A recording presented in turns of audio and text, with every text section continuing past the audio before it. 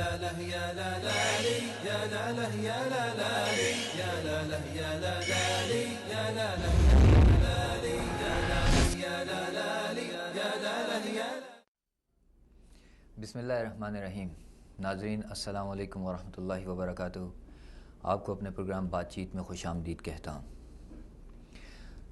ہر شخص بنا لیتا ہے اخلاق کا معیار، اپنے لیے کچھ اور، زمانے کے لیے اور.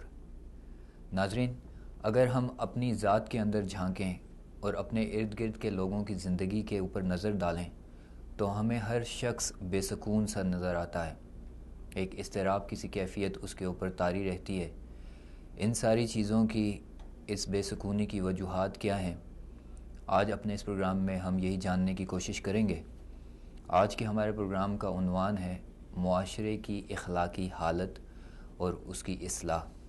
اور آج اس موضوع پہ بات کرنے کے لیے ٹیلی فون پہ کراچی سے ہمارے ساتھ ہوں گے مفتی عبدالرحمن مدنی صاحب اور اسلام آباد سے ڈاکٹر محمد علی غوری صاحب.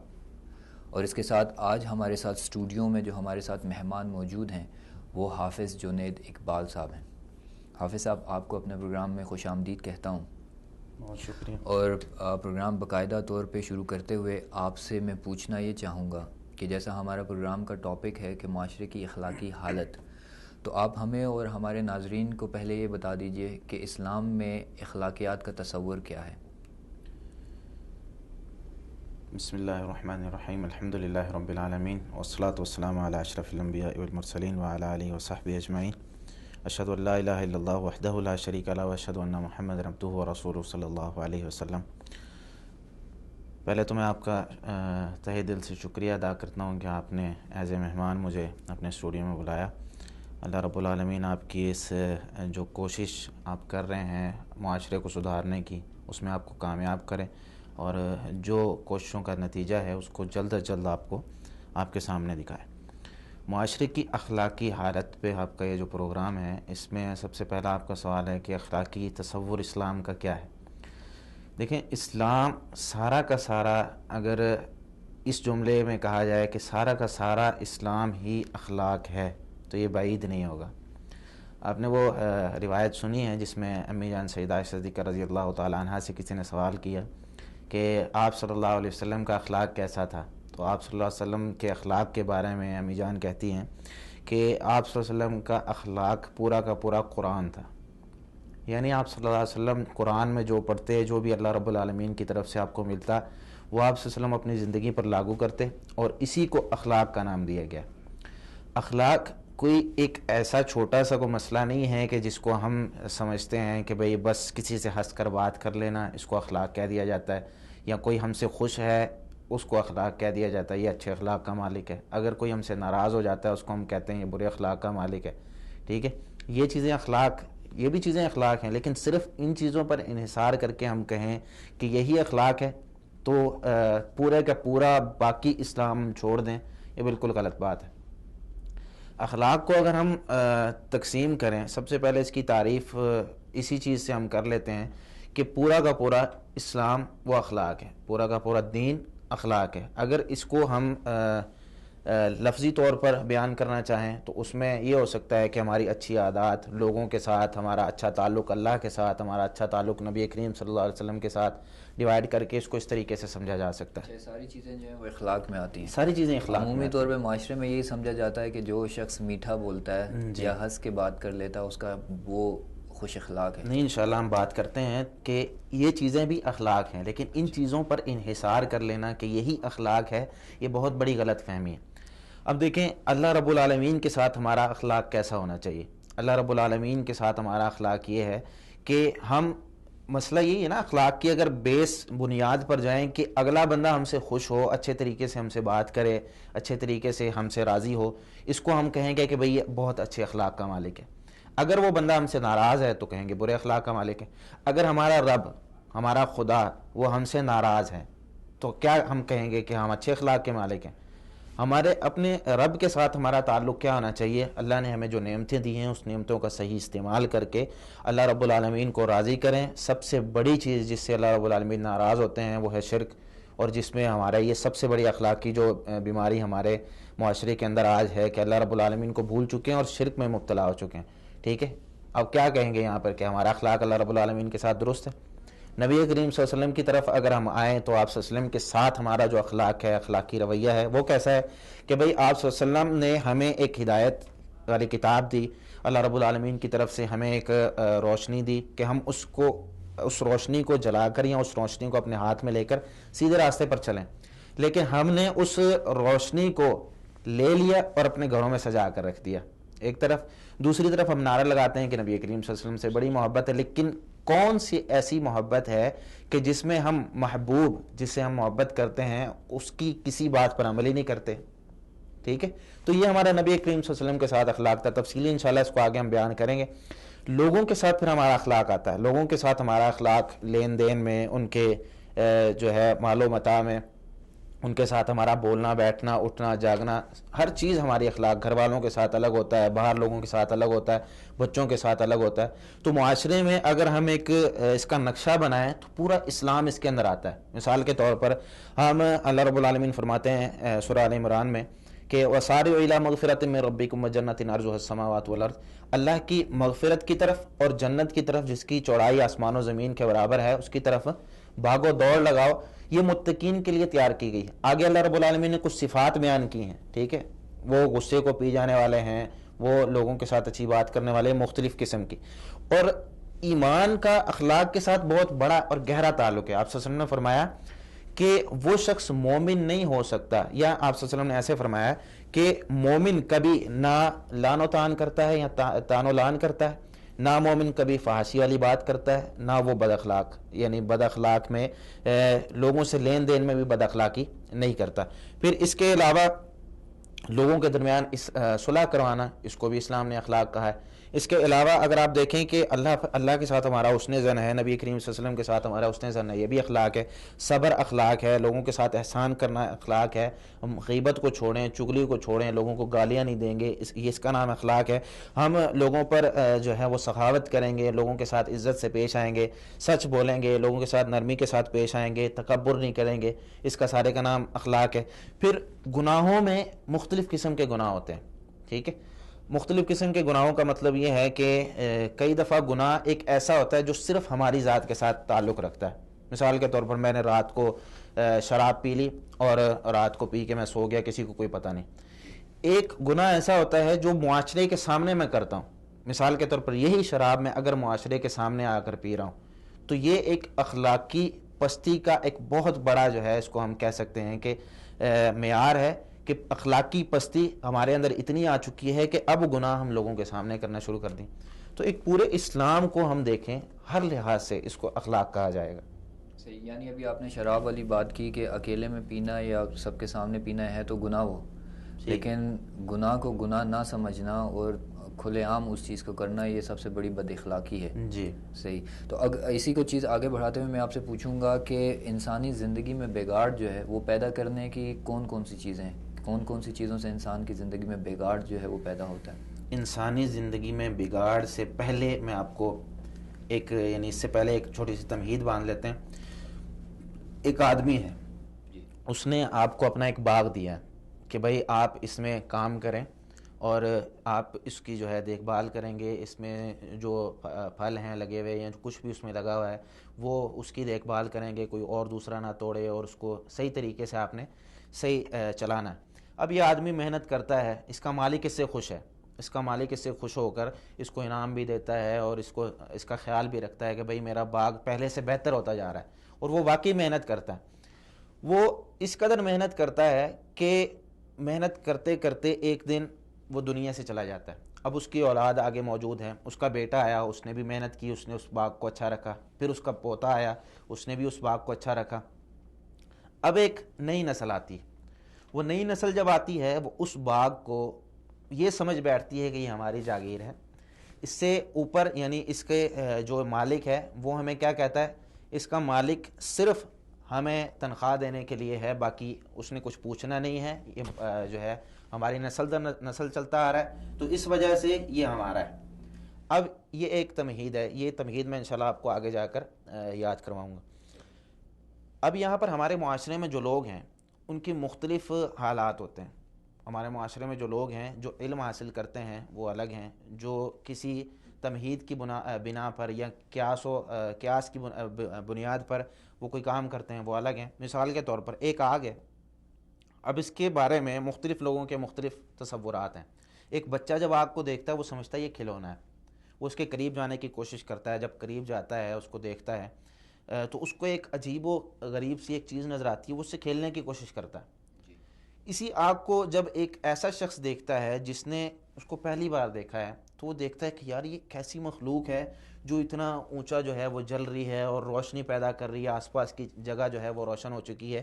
اب یہ جو آگ ہے اس کے بارے میں وہ کسی سے پوچھتا نہیں ہے، کسی کو بتاتا نہیں ہے، وہ ایک نظریہ پیدا کر لیتا ہے اور سوچتا ہے کہ یہ آگ یہ خوبصورت بھی ہے، یہ خود ہی جل رہی ہے اور یہ لوگوں کو جو ہے وہ جلا رہی ہے۔ اب وہ کہتا ہے یہ آگ یا تو رب ہے یا رب کی بھیجی ہوئی ایک ایسی مخلوق ہے جس کو اللہ تعالیٰ نے اپنی طاقتیں دی۔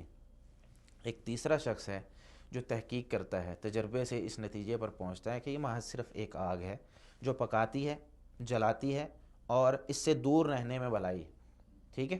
اب وہ بچہ جب دیکھتا ہے کہ یہ کھلونا ہے، کھلونے کو جا کر وہ اس کو چیک کرتا ہے تو دیکھتا ہے، ہاتھ لگاتا ہے، اس کو پتہ چلتا ہے، فوراً تجربے سے اس کو ثابت ہوتا ہے کھلونا نہیں، کھلونے کی چیز نہیں۔ اب یہ جو مثال ہے اس کو ہم معاشرے پر فٹ کرتے ہیں۔ ہمارے معاشرے میں 3 قسم کے لوگ ہوتے ہیں۔ پہلے قسم کے لوگ کیا کرتے ہیں، وہ اس دنیا کے بارے میں اپنا ایک الگ سا تصور انہیں بنا لیا۔ الگ سا تصور کیسے کہ یہ دنیا یہ اللہ رب العالمین کی طرف سے بھیجی ہوئی نہیں ہے، ٹھیک ہے۔ وہ کہتے ہیں کہ یہ کسی جو ہے اس کے بارے میں الگ الگ تصورات وہ قائم کرتے ہیں، جس طرح کہ ہاں جی جس طرح کہ ایک بچے نے قائم کیا، ٹھیک ہے، اس طرح وہ ایک اس کو کھلونا اور اپنی آسائش کا سامان بنا کر وہ اس کو لینے کی کوشش کرتے ہیں، نہ کسی سے سیکھتے ہیں۔ وہ اپنے آپ کو اپنا رب بنا لیتے ہیں، اپنے آپ کو اپنا رب بناتے ہیں۔ پھر جہاں انہیں وہ یہ سمجھتے ہیں کہ یہ جو فائدہ حاصل ہو رہا ہے ہمیں، یہ فائدہ کسی بھی طریقے سے حاصل ہو، چاہے کسی کو قتل کر کے، چاہے کسی سے حرام کھا کے، چاہے شرابیں پی کے، کوئی بھی چیز ہے ہم یہ فائدہ لینے کے لیے تیار ہیں۔ کیوں؟ انہیں صرف فائدہ چاہیے۔ وہ کہتے ہیں یہ دنیا ہماری ہے، اس میں ہم ایک وقت کے لیے آئے ہیں اور اس ایک وقت کے لیے اس میں جب تک ہمارے پاس وقت ہے ہم جو مرضی چاہے کریں۔ اپنے آپ کو یعنی اس دنیا کو وہ اپنا ایک ایسی چیز بنا لیتا ہے کہ جس پر وہ اپنی حکومت کرتا ہے۔ دوسرا جو شخص ہے وہ وہم و گمان سے اور سوچتے ہوئے اس دنیا کو اپنا جو ہے وہ یہ سوچ لیتا ہے کہ یہ دنیا ہمارے لیے موجود ہے، لیکن یہ دنیا ایک دھماکے سے پیدا ہو گئی، یا یہ دنیا جو ہے وہ اس طریقے سے پیدا ہوئی ہے کہ اس میں کوئی پوچھنے والا نہیں ہے۔ اب پوچھنے والا کوئی نہیں ہے، پھر وہاں پر وہی چیز کہ دھوکہ دہی اور اس طرح کی خیانت، چغلی، غیبت، قمار بازی اور قہبے خانے، اس طرح کی چیزیں کھول کے وہ یہ کام کرتا ہے۔ تیسرا جو شخص ہے وہ علم کی بنیاد پر اس دنیا کو دیکھتا ہے اور سوچتا ہے۔ جب علم کی بنیاد پر اس دنیا کو دیکھتا ہے اور سوچتا ہے، پھر اسے پتہ چلتا ہے کہ یار اس میں صحیح اور غلط کیا ہے۔ اب اس کی مثال ایک ایسے شخص کی ہے کہ ایک شخص سیر کرنے کے لیے گیا کسی علاقے میں، کوئی ایسا علاقہ ہے جس میں آپ کسی کو نہیں جانتے۔ وہاں پر سب سے پہلے تو آپ تلاش کریں گے کوئی ایسا آدمی، کوئی ایسا انسان مجھے ملے جو اس علاقے کو جانتا ہو اور مجھے اچھے طریقے سے سیر کرائے۔ پھر آپ اس کے بارے میں ایک رائے قائم کرنے کی کوشش کریں گے۔ سب سے پہلے بنیادی بات یہ ہوتی ہے آپ کسی بھی چیز کے بارے میں ایک رائے قائم کرتے ہیں، جب تک وہ رائے قائم نہیں ہوگی آپ اس کام کو نہیں کر سکتے۔ آپ ایک رائے قائم کریں گے، بے شک وہ اچھی ہو یا بری ہو، آپ رائے قائم کریں گے یہ بندہ ایسا ہے، پھر اس بندے کو آپ ساتھ لیں گے، اس سے انفارمیشن لیں گے، بھائی یہ چیز وہ بتائے گا، پھر آپ کسی اور سے پوچھیں گے یا آپ وہیں پر اس چیز کو جو ہے یقین مان کر رک جائیں گے، تو آپ کو پتہ چلے گا یہ بندہ سچا ہے یا جھوٹا ہے، ٹھیک ہے۔ وہاں پر اس طرح کے لوگ آپ کو ملیں گے۔ جب ایسا بندہ آپ کو اس علاقے کی سیر کرائے گا تو آپ کیا سمجھیں گے کہ بھئی یہ جو میں سیر کر رہا ہوں ابھی اس وقت اس علاقے کی، یہ بالکل زبردست ہے اس بندے کی نسبت جو بندہ ویسے ہی سیر کرتا ہے اپنے وہم و گمان کی۔ مثال کے طور پر ایک قلعہ بنا ہوا ہے، آگے سوچتا ہے یہ قلعہ جو ہے فلاں آدمی کا ہوگا، ٹھیک ہے، کسی کا بھی نام اس نے ذہن میں سوچ لیا، اور دوسرا آدمی بتاتا ہے یہ فلاں آدمی کا قلعہ ہے۔ اب دونوں کی انفارمیشن میں اور دونوں کے جو علم ہے اس میں فرق ہوتا ہے۔ اب یہی مثال دنیا پر قائم ہوتی ہے۔ پہلا شخص اس نے نہ سوچا نہ سمجھا، صرف ایک نظریہ قائم کر لیا، کیونکہ نظریہ قائم کرنا ضروری ہے، چاہے وہ صحیح ہو چاہے غلط ہو، کسی بھی چیز کے بارے میں۔ آپ کا بھی نظریہ مثال کے طور پر قائم ہوگا، ہر بندے کا قائم ہوتا ہے کہ بھئی اللہ تعالیٰ کس طرح کا نظر آتا ہے، ہر بندے نے اپنے ذہن میں کچھ نہ کچھ سوچ کے رکھا ہوگا۔ اب پہلا بندہ ہے, اس نے بھی ایک نظریہ قائم کیا ہے, کوئی دلیل نہیں, کوئی آگے پیچھے کوئی بات نہیں. دوسرا بندہ اس نے وہم و گمان اور قیاس کے ذریعے کسی چیز کے مشابہ اس کو قرار دے کے اس کا ایک نقشہ اپنے ذہن میں بٹھا لیا. تیسرا شخص اس کے بارے میں اس پہ ہم تھوڑی سی بات انشاءاللہ کنٹینیو کریں گے. اس وقت ٹیلی فون لائن پہ ہمارے ساتھ مفتی عبدالرحمن مدنی صاحب کراچی سے موجود ہیں. السلام علیکم ورحمۃ اللہ وبرکاتہ. وعلیکم السلام ورحمۃ اللہ وبرکاتہ. مفتی صاحب آپ کا بہت بہت شکریہ, آپ نے قیمتی وقت ہمیں دیا. آج کا ہمارا پروگرام کا موضوع ہے معاشرے کی اخلاقی حالت اور اس کی اصلاح. تو اس سلسلے میں آپ سے سوال یہ پوچھنا چاہوں گا کہ فرد واحد کی اخلاقی حالت معاشرے پر کیسے اور کس طرح سے اثر انداز ہوتی ہے؟ بسم اللہ الرحمن الرحیم. سب سے پہلے تو میں آپ حضرات کا انتہائی مشکور ہوں کہ آپ حضرات نے اس پروگرام میں مجھے حصہ لینے کا موقع عطا فرمایا. بڑی اونچی نسبت ہے جس شہر سے آپ پروگرام کر رہے ہیں, یہ ہمارے لیے بڑی سعادت کی بات ہے. دوسرا جو آپ نے سوال فرمایا کہ معاشرے کی فرد کی انفرادی اخلاقیات معاشرے پر کیسے اثر انداز ہوتی ہیں, جی تو ہم سب جانتے ہیں کہ معاشرہ افراد ہی کے مجموعے کا نام ہے. ہم سب مل کر ہی معاشرہ بنتے ہیں. ہماری معاشرت ہی معاشرہ کہلاتی ہے. تو جو ایک شخص ہوگا, پھر ایک شخص ہوگا, پھر ایک شخص ہوگا, یعنی ہر ایک شخص اکیلا اکیلا, یہ سب مل کر ہی معاشرہ ہے. تو ایک دوسرے پر اثر انداز ہوتے ہیں. سب سے پہلے ہم اپنے بچوں پر, اپنے ساتھیوں پر, اپنے دوستوں پر, اپنے ساتھ کام کرنے والوں پر جن سے ہمارا لین دین ہے, جن سے ہمارے معاملات ہیں, اور ایک استاذ اپنے شاگرد اور ایک امام اپنے مقتدیوں پر, اور ایک لیڈر اپنے ماننے والوں پر, ایک لکھنے والا اپنے قارئین پر, ایک بولنے والا اپنے سننے اور دیکھنے والوں پر. تو ہر شخص دوسرے پر اثر انداز ہوتا ہے, اور بعض اوقات صرف وہ مطلب اپنے چند آس پاس کے لوگوں پر اثر انداز نہیں ہوتا, بلکہ وہ سینکڑوں لوگوں پر اثر انداز ہو رہا ہوتا ہے. اب یہ جو اثر اندازی ہے, یہ ظاہر ہے کہ اگر وہ اچھا اثر ڈال رہا ہے تو وہ اچھی ہے, اور برا ڈال رہا ہے تو بری ہے. جب ہم بچپن میں ہی اپنے بچوں سے کہتے ہیں کہ باہر آنے والے سے کہہ دو کہ ابو گھر پر نہیں ہے, اور اب بچے ہمیں موبائل پر دیکھتے ہیں کہ سامنے والا ہم سے پوچھتا ہے بھائی کہاں ہو, تو ہم کہتے ہیں گھر میں ہے. بچہ سامنے بیٹھا ہوا ہے, سن رہا ہے, یا ہم بچے ہی سے بات کر رہے تھے, اس دوران کال آ گئی, تو ہم کہتے ہیں راستے میں ہوں, نکل گیا ہوں, 10 منٹ میں پہنچ رہا ہوں. تو یہ جو ہم نے جھوٹ بولا بچے کے سامنے, تو ہم بہت بری طرح اس پہ اثر انداز ہوتا ہے. ایک استاذ کلاس میں اپنے بارے میں بڑھا چڑھا کر بتاتا ہے کہ ہمارے دور میں ایسا تھا, ہمارے دور میں ایسا تھا, اور پھر چونکہ وہ غلط بیانی کر رہا ہوتا ہے تو اگلی دفعہ وہ کچھ اور کہتا ہے, اگلی دفعہ وہ کچھ اور کہتا ہے, اور بچے ان چیزوں کو بڑا غور سے سن رہے ہوتے ہیں. بچے سے مراد ہے مطلب نوجوان بچے. تو وہ کہتے ہیں دیکھو یار یہ صحیح بات نہیں کر رہی ہے, اور وہ تو اس سے بھی زیادہ سخت لفظ استعمال کرتے ہیں.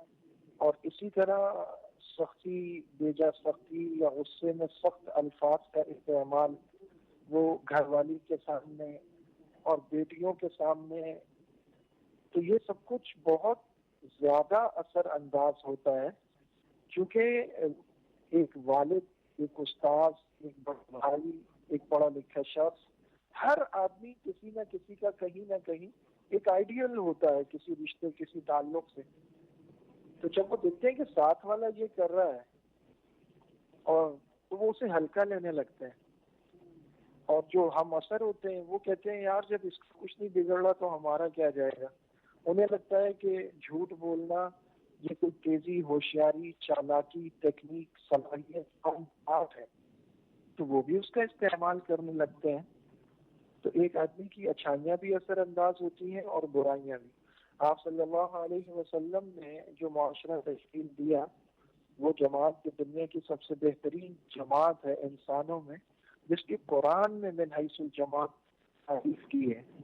قرآن کریم میں, پورے قرآن کریم میں صرف 2 جماعتوں کی تعریف ہے من حیث الجماعت, جماعت کی حیثیت سے. ایک انبیاء کی جماعت اور ایک صحابہ کی جماعت. تو اس جماعت کو رسول اللہ نے کیسے بنایا؟ تو آپ کی شخصیت ہی تو تھی نا، آپ کا کردار تھا، آپ کی اخلاقیات اور آپ کا اخلاق تھا جو ان پر اثر انداز ہو رہا تھا، اسی سے دیکھ دیکھ کر وہ بنے ہیں۔ آپ صلی اللہ علیہ وسلم کا فرمان ہے ہر معاملے میں، آپ نے نماز کے بارے میں کہا ایسے پڑھو جیسے مجھے دیکھتے ہو، تو ہر معاملے میں صحابہ آپ کو کاپی کرتے تھے۔ تو وہ جماعت جس کی تعریف قرآن میں بیان کی ہے، وہ ایک شخصیت کا پرتو تھی، ایک شخصیت کا عکس تھی۔ صحابہ یعنی truly they were the reflection of the Prophet محمد صلی اللہ علیہ وسلم۔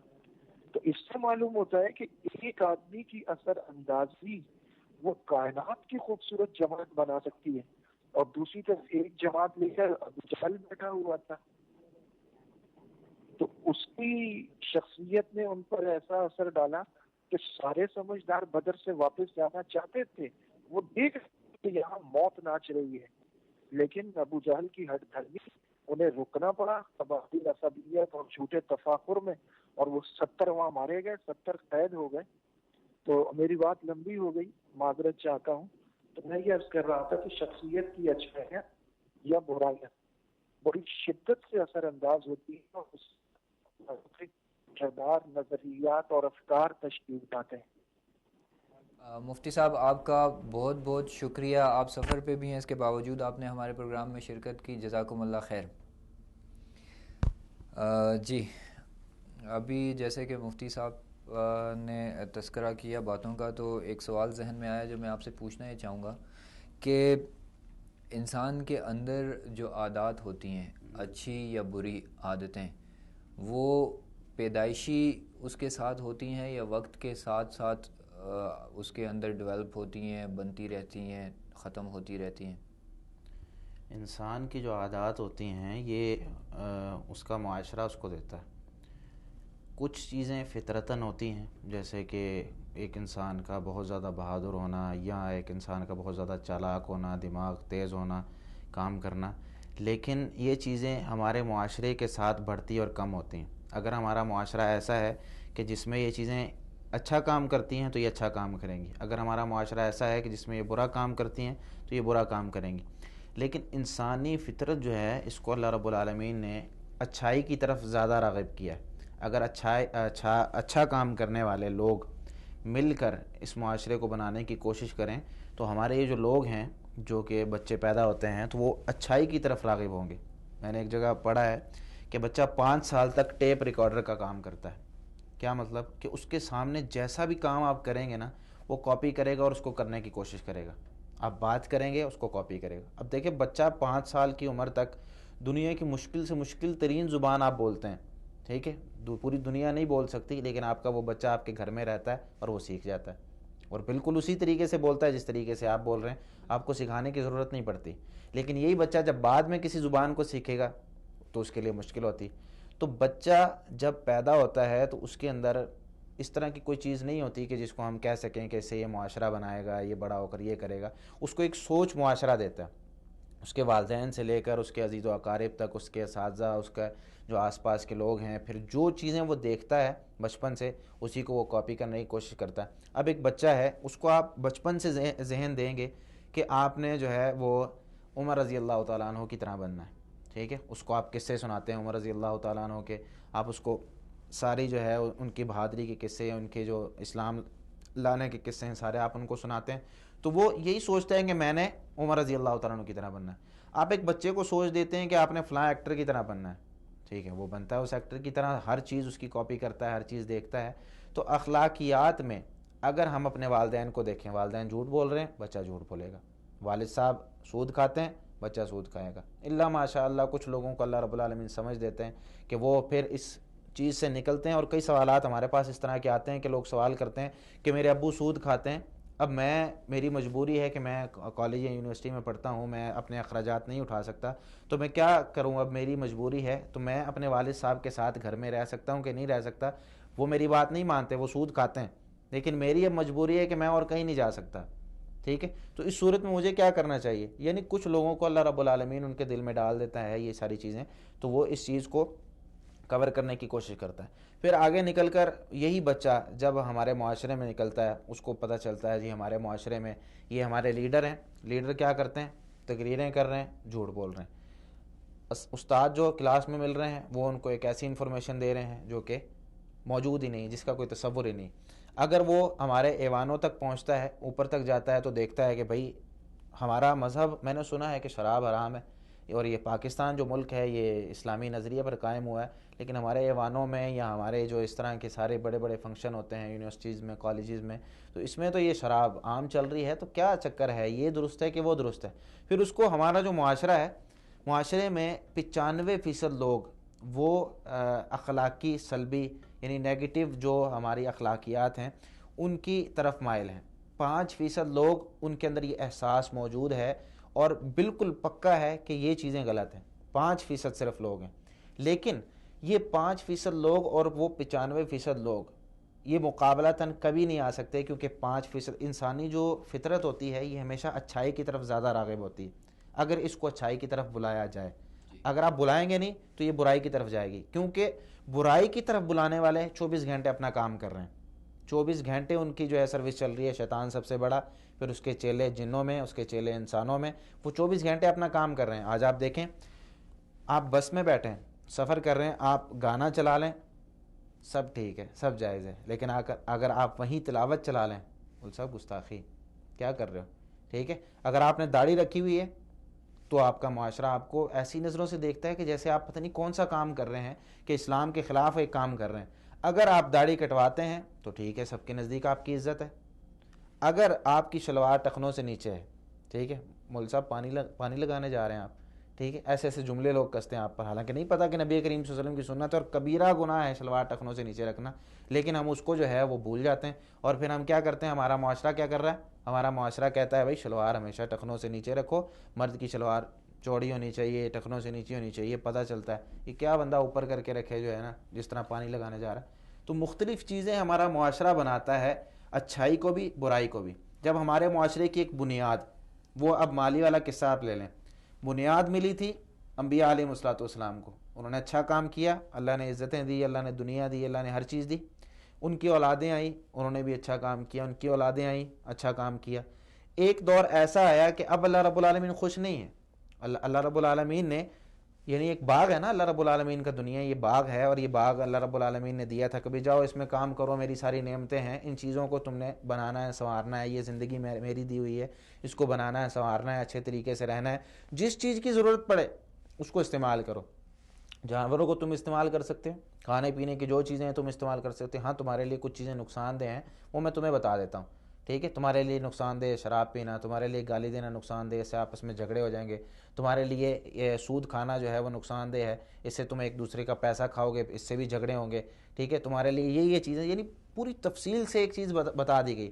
لیکن یہ مالی کیا کرتا ہے؟ یہ کہتا ہے دنیا میری ہے، اپنی سوچ سے کام کرتا ہے، دنیا کو اجاڑتا ہے. پھر وہ جو مالک ہے اس باغ کا، وہ خوش نہیں ہوتا. پھر کیا ہوتا ہے اس میں؟ پھر تباہیاں، بربادیاں، عذاب، پھر بے سکونی. جس طرح کہ آپ نے پہلے ذکر کیا کہ بے سکونی کس وجہ سے آتی ہے؟ ہماری اپنی کرتوتوں کی وجہ سے. ہم یہ سمجھ بیٹھے ہیں کہ یہ دنیا ہماری ہے، اس پر حکومت ہماری چلنی ہے، یہ جسم ہمارا ہے، اس پر حکومت ہماری چلنی ہے. اور بھائی یہ جسم ہمارا، اللہ رب العالمین نے ہمیں کچھ اختیارات دی ہیں. اختیارات کا مطلب یہ ہے کہ ہم نیکی اپنی مرضی سے کر سکتے ہیں، گناہ اپنی مرضی سے کر سکتے ہیں، کھا پی اپنی مرضی سے سکتے ہیں، لیکن اس میں بھی اللہ رب العالمین کی اجازت ہوگی تب. ہم اپنی زندگی کو غلط جگہ پر استعمال نہیں کر سکتے. ہم اپنی زندگی کو، مثال کے طور پر ایک شخص کہے کہ بھئی میں دنیا سے تنگ آ گیا ہوں، میں خودکشی کر رہا ہوں. اللہ رب العالمین نے حرام کیا خودکشی نہیں کرنی. یہ زندگی میری دی ہوئی ہے، اس پہ میرا حکم چلنا ہے. یہ دنیا میری دی ہوئی ہے، اس میں حلال و حرام میں نے کرنا ہے. لیکن ہم اپنے معاشرے کے مطابق یا اپنی اس دنیا کو اپنا باغ سمجھ بیٹھیں اور پھر اپنا باغ سمجھ کر اس پر جو ہے وہ سارا کام کر رہے ہیں. اب مجھے یہ بتائیں کہ وہ جو مالک ہے باغ کا، وہ صرف اس وجہ سے کہ اس کا باپ اچھا کام کرتا تھا، اس وجہ سے کتنی دفعہ اس کو برداشت کرے گا؟ ایک دفعہ، دو دفعہ، پھر اتنی کرے گا. اچھا ابھی آپ نے جس طرح سے ایک پرسنٹیج بتائی کہ 95% ایسے لوگ ہیں جو اخلاقی پستی کا شکار ہیں اور صرف 5% ایسے ہیں جو اخلاقیات کی جو تعلیمات ہیں اس پہ عمل کر رہے ہیں.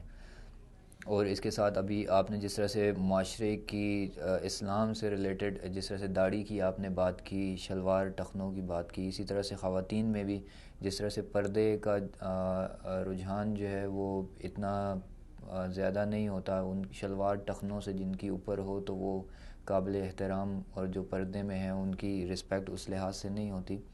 تو آپ یہ جو ساری سچویشن بنی ہوئی ہے، اسی سلسلے میں ہماری ایک بہن ہے، انہوں نے واٹس ایپ پہ میسج کیا تھا کہ معاشرے میں یہ جو برائیاں پھیلتی جا رہی ہیں، شراب نوشی کے، فحاشی کے جو اڈے ہیں وہ کھلے عام چل رہے ہیں، بلکہ حکومتی ہاتھ ہے ان کے اوپر. تو ان ساری چیزوں سے انسان جو ہے وہ خود بھی کیسے بچے اور ان کو بھی کس طرح سے روکا جا سکتا ہے، کہ جب کہ خود حکومت جو ہے وہ ایک پاور ہوتی ہے، اس کے کنٹرول میں ہوتی ہے، جب وہ خود ہی ان ساری چیزوں کو فروغ دے رہی ہو، تو ایسے میں انسان جو ہے وہ کیا کرے، اس کو خود اپنی سطح پہ کس طرح سے روکے؟ دیکھیں، میں نے پہلے ذکر کیا ہے کہ لوگوں کی کسی بھی چیز کے بارے میں رائے قائم کرنے کی 3 قسمیں. ایک، جو لوگ رائے قائم کرتے ہیں صرف اپنے اجتہاد کی بنا پر، قیاس کی بنا پر. ایک، جو لوگ رائے قائم کرتے ہیں ان کے پاس کسی قسم کی دلیل نہیں ہوتی، وہ محض رائے قائم کرتے ہیں، اس پر جو ہے وہ کسی بھی غلط ہو یا صحیح ہو. یہ تیسری جو ہماری بات ہے، یعنی تیسرے جو ہمارے لوگ ہیں جو کسی بھی چیز کے بارے میں رائے قائم کرتے ہیں، ان کی تعداد بہت کم ہے. اور تیسری جو ہماری رائے قائم کرنے کے جو لوگ ہیں، تیسری قسم، اس میں سب سے مین چیز اللہ رب العالمین نے یہ ہمیں باغ دیا. اس باغ میں اللہ رب العالمین نے جو مالی بھیجے وہ انبیاء تھے. انبیاء علیہ الصلوۃ والسلام نے آ کر کہا بھئی ہمیں ہمارے رب نے بھیجا ہے. وہ بندہ جو ٹرپ پہ گیا تھا، کسی علاقے کی سیر کرنا چاہتا تھا، اس نے وہاں پہ ڈھونڈا کہ مجھے اس علاقے میں کون گھمائے گا.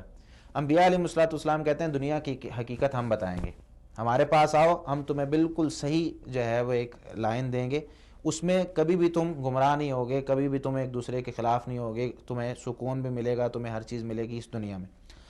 اب جن لوگوں نے تو بات مان لی، اس گائیڈ کے ساتھ ہو لیے، وہ لوگ دنیا میں اور آخرت میں دونوں جگہ سکون حاصل کرتے ہیں. لیکن جو لوگ مخالفت کرتے ہیں، اس طرح کے لوگ، اب وہ کس چیز کو فالو کرتے ہیں؟ اب پہلا جس نے محض ویسے ہی رائے قائم کی ہے کسی چیز کے بارے میں، ایسے لوگ بھی گمراہ ہوتے ہیں، ایسے لوگوں کی گمراہیوں سے بہت چیزیں پھیلتی ہیں. دوسرے جو لوگ وہم و گمان یا قیاس کی بنیاد پر کسی چیز کو جو ہے وہ اپنا رائے قائم کر لیتے ہیں کسی چیز کے بارے میں، ان سے بھی بہت سی برائیاں قائم ہوتی ہیں. مثال کے طور پر شرک سب سے بڑی جو برائی ان کی وجہ سے قائم ہوتی ہے. جب شرک بندہ کرتا ہے نا، آگ کے بارے میں ایک جو ہے وہ اپنا نظریہ قائم کرتا ہے کہ یہ اللہ رب العالمین کی طرف سے بھیجا ہوا ایک رب ہے، یعنی اللہ رب العالمین کا نمائندہ ہے یہ. اور اس طرح کے بہت سے دنیا میں، کوئی لات کی، کوئی عزا کی، کوئی منات کی، کوئی دوسرے بتوں کی پوجا میں لگ جاتا ہے، کوئی چاند سورت کی پوجا میں لگ جاتا ہے، کوئی آگ کی پوجا میں لگ جاتا ہے، بہت سے لوگ.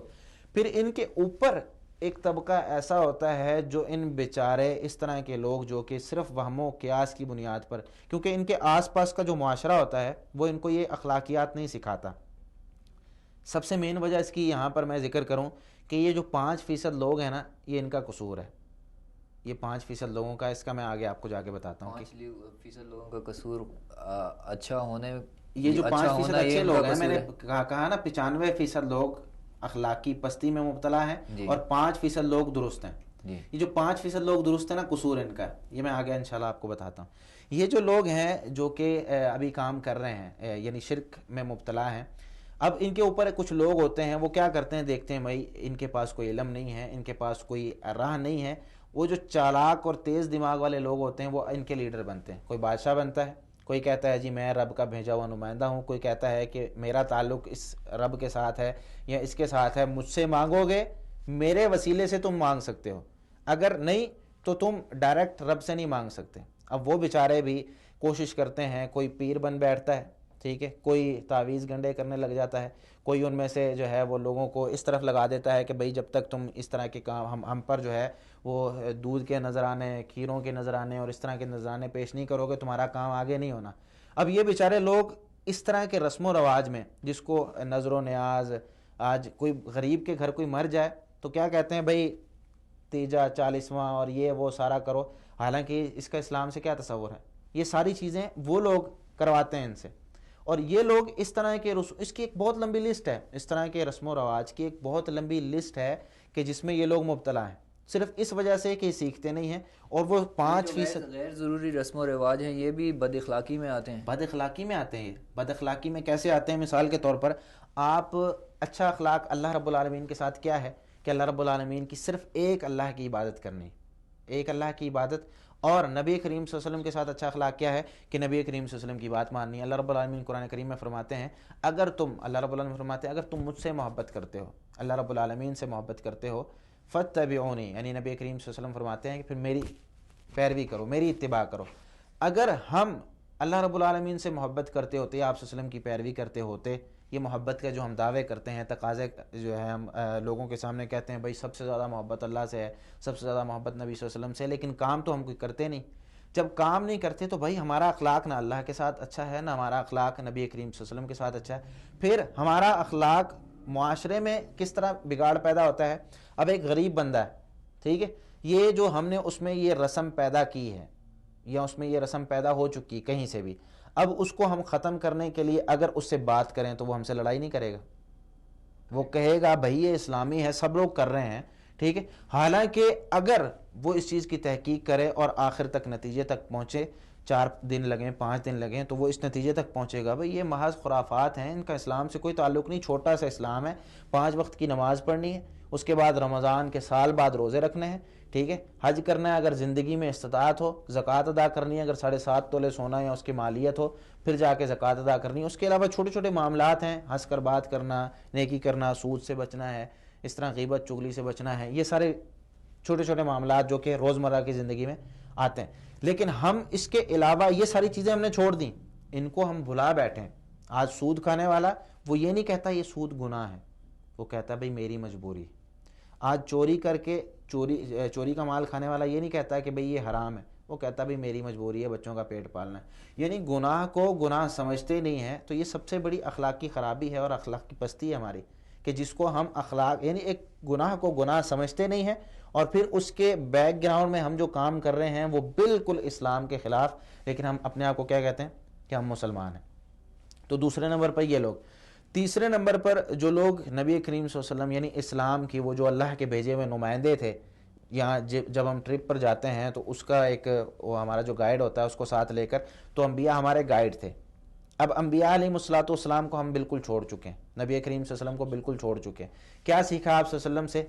آج لوگوں سے پوچھ کر دیکھ لیں، آپ کو میچ جو ہوتا ہے ہمارے پاکستان میں یا دوسرے ممالک میں، پاکستان کی ایک کرکٹ ٹیم ہے، اس کے کھلاڑیوں کے نام سب کو پتہ ہوں گے، ٹھیک ہے، لیکن خلفائے راشدین یہ جو لفظ ہے اس کے پیچھے کتنے صحابہ کرام ہیں، ان کے نام کیا ہیں کسی کو نہیں پتہ ہوگا. عشرہ مبشرہ صحابہ کرام کون ہیں کسی کو نہیں پتہ ہوگا. نبی کریم صلی اللہ علیہ وسلم کی کتنی بیٹیاں کتنے بیٹے ہیں بہت کم لوگوں کو، یعنی بہت کم لوگوں کو پتہ ہوگا، وہ 5% لوگ جن کا ہم تذکرہ کر رہے ہیں، ٹھیک ہے. تو یہ ساری چیزیں اسلام سے دور. آج ہمارے سلیبس میں کیا چیز ہے؟ مسٹر چپس جیسے سبق ہیں جس سے ہماری ماشاءاللہ اخلاقیات کتنی بڑھتی ہیں.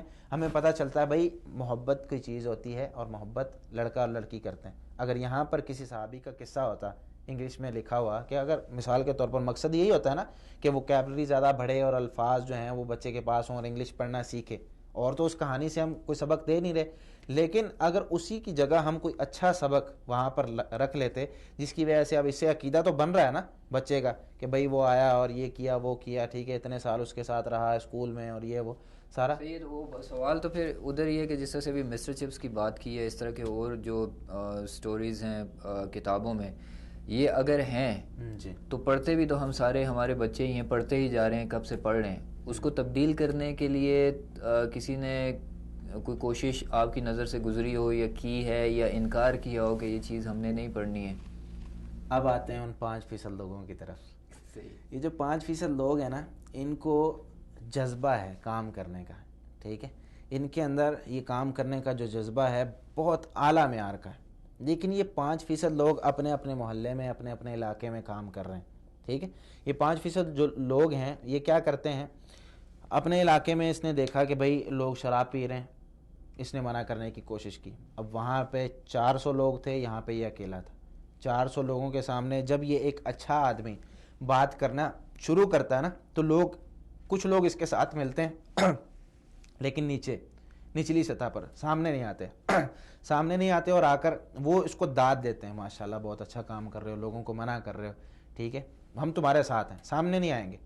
کچھ لوگ ٹانگیں کھینچ رہے ہوتے ہیں، حالانکہ سمجھتے وہ بھی غلط ہے، کچھ لوگ ٹانگیں کھینچ رہے ہوتے ہیں، کچھ لوگ جو یہ کام کر رہے ہوتے ہیں وہ جب لوگوں کے سامنے جاتے ہیں تو یہ 400 لوگ جو ہیں اس محلے کے اس اکیلے بندے کو دبا دیتے ہیں، ٹھیک ہے۔ ہمارے معاشرے میں یہی ہے، یہاں وہ بندہ اٹھ جاتا ہے، پتہ نہیں چلتا کدھر گیا، غائب ہو گیا، یعنی اچھائی بیان کرنے والے وہ 5% لوگوں میں سے ایک محلے میں یہ جو ایک بندہ تھا یہ غائب ہو گیا، پتہ ہی نہیں کون لے گیا، کہاں گیا، لاش بھی نہیں ملی، پتہ بھی نہیں چلا، بالکل صفایا۔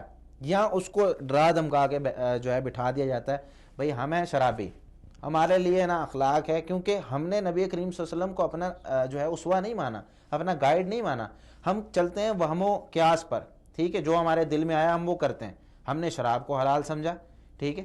تو جو شراب کو حلال سمجھ رہا ہے، جو غیبت، چغلی، سود، چوری، ہر چیز کو حلال سمجھ رہا ہے، خیانت کو حلال سمجھ رہا ہے، وہ صرف اس چیز کو حلال نہیں سمجھے گا کہ بھائی آگے سے وہ یہ کہہ سکتا ہے کہ بھائی اگر زیادہ بات کی تو کل تمہاری لاش ملے گی، یا زیادہ بات کی تو کل تمہارے بچوں کی تمہیں اپنا جو ہے مرا منہ دیکھنا پڑے گا، یہ بات بھی کر سکتے ہیں جب اتنی ساری برائیاں ان کے اندر آ گئی۔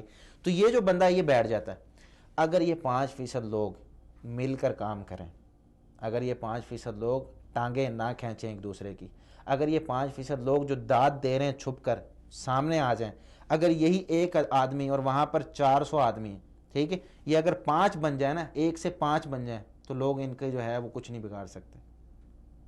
آپ معاشرے میں نکل کے دیکھیں، جب ٹیم کام کرتی ہے بے شک چھوٹی سی ہو، ان کا سوچنے کا طریقہ، یہ مثال مشہور ہے کہ ایک ہی ہوتا ہے لیکن 2 11 بن جاتے ہیں، ٹھیک ہے۔ تو جتنا ہم یہ 5% لوگ بھائی اپنے اپنے علاقے میں، اپنے اپنے محلے میں، ٹھیک ہے ضرورت ہے، لیکن آپ لوگ ڈھونڈیں کہ میرے نظریے کے مطابق اس جھوٹ کو ختم کرنے والا کون ہے، آپ اس جھوٹ کو ختم کریں۔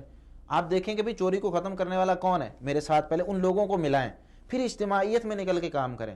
آپ اکیلے ہی کام کریں گے تو میرے بھائی پھر کام نہیں ہوتا، آپ اکیلے کام کریں گے تو پھر یہاں یہی ہوگا، ڈرا دھمکا کے جو ہے بٹھا دیا جائے گا، داد دینے والے داد دیتے رہ جائیں گے، اور اسی طریقے سے جو 400 لوگ ہیں یا اس طریقے سے جو جتنی ان کی تعداد ہے۔ مل کے کام کرنے کی نوعیت جو ہے وہ کس طرح کی ہو، اپنی سطح پہ ہو؟ مثال کے طور پہ کسی کے گلی محلے میں کوئی شراب کا اڈا ہے، فحاشی کا اڈا ہے، یا کچھ اس طرح کے کام وہاں پہ ہو رہے ہیں، تو وہ گورنمنٹ کو یا کوئی ادارہ جو بنا ہوا ہے، پولیس اسٹیشن، وہاں جا کے بتائے۔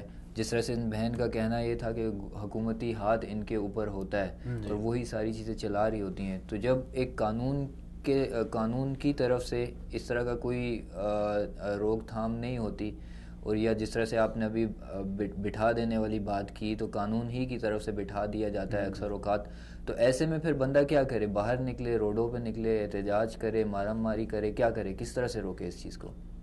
دیکھیں کچھ چیزیں ہوتی ہیں جن کا اثر بہت جلدی آتا ہے اور بہت جلدی جاتا ہے، کچھ چیزیں ہوتی ہیں جن میں آنے میں بھی وقت لگتا ہے اور جانے میں بھی وقت لگتا ہے۔ اب یہاں پہ ایک وہی بچے والی پہلی آگ والی مثال پہ آتے ہیں ہم، کہ بچے نے اس آگ کی طرف ہاتھ بڑھایا، اس کو پتہ چلا یہ جلاتی ہے، یہ کھلونا نہیں ہے میرا، اس نے ہاتھ پیچھے کر لیا، اس کو اس تجربے سے ثابت ہو گیا کہ یہ کھلونا نہیں ہے، ٹھیک ہے، اس کو فوراً اس کا جو ہے وہ ریاکشن ملا کہ بھائی یہ چیز میرے لیے کھیلنے کی چیز نہیں ہے، یہ تو بڑی خطرناک چیز ہے، میرا ہاتھ جلا دیا اس نے، وہ دوبارہ اس کے قریب نہیں جاتا۔ لیکن ہمارے معاشرے کی جو حالت ہے وہ ذرہ ذرہ، ٹھیک ہے، ایک جگہ سے دوسری جگہ تک جانے کے لیے، اس آگ تک پہنچنے کے لیے یا اس کا ریاکشن لینے کے لیے تو فوراً ہمیں پتہ چل گیا۔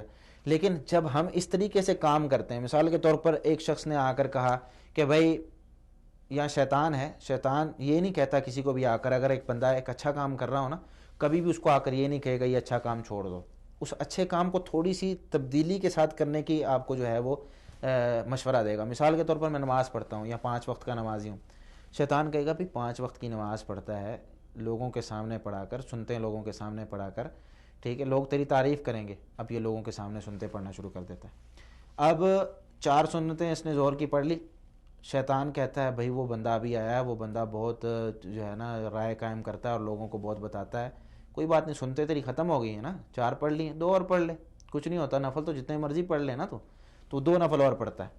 اسی طریقے سے کرتا اسی عبادت میں کئی ایسے کام کروا بیٹھتا ہے کہ جو اس عبادت کا حصہ نہیں ہوتے، اللہ رب العالمین خوش ہونے کے بجائے اس سے ناراض ہو جاتے ہیں۔ اسی طرح ہمارے معاشرے کی حالت ہے کہ ہم ایک کام اس کو لاگو کرتے ہیں اپنے معاشرے میں، یا ایک جہالت کی وجہ سے ایک کام آتا ہے، وہ چلتا چلتا چلتا چلتا ایک وقت ایسا آتا ہے کہ اس کو گناہ نہیں سمجھا جاتا۔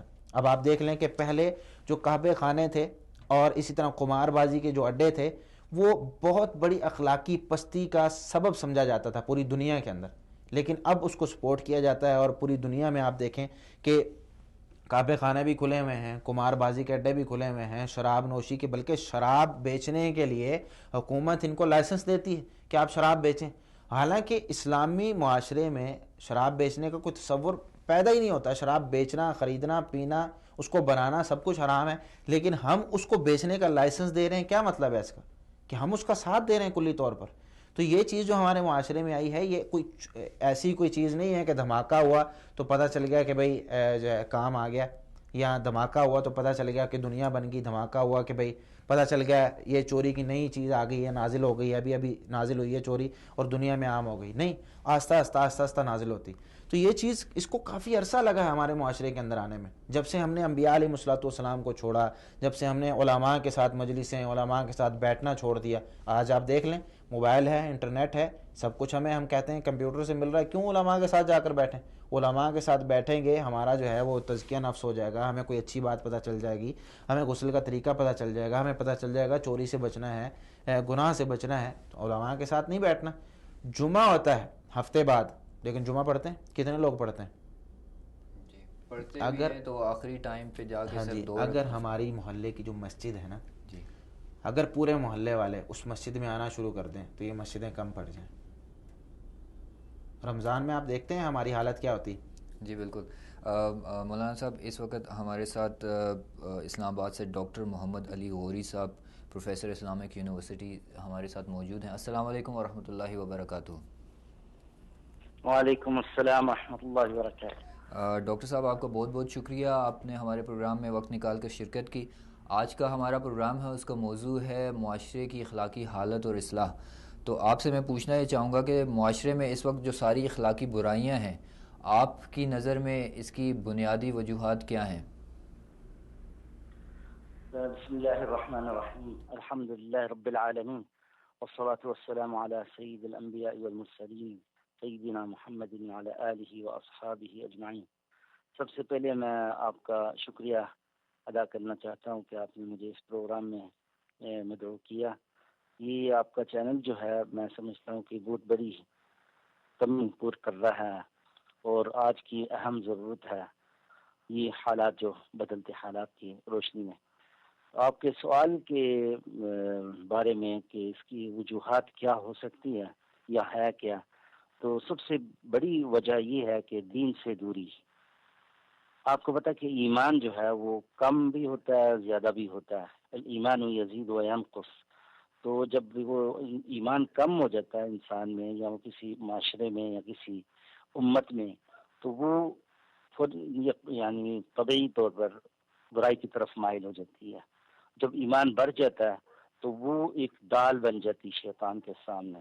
آپ کو پتا ہے کہ ایمان جو ہے ایک بہت بڑی طاقت ہے، اور جو کہ اس کے سامنے کوئی اور عبادات بھی جو ہے اسلام میں جو مقرر کی ہے، وہ بھی ہمیں برائی سے روکتی ہے۔ جیسے مثلا مثال کے طور پہ روزے جو ہے، ان کے بارے میں آتا قرآن میں، کتب علیکم الصیام کما کتب علی الذین من قبلکم لعلکم تتقون، یعنی تم پر وہ روزے فرض کیے گئے جیسے تم سے پہلے قوموں پر فرض کیے گئے تھے، تاکہ تمہارے اندر تقوی پیدا ہو۔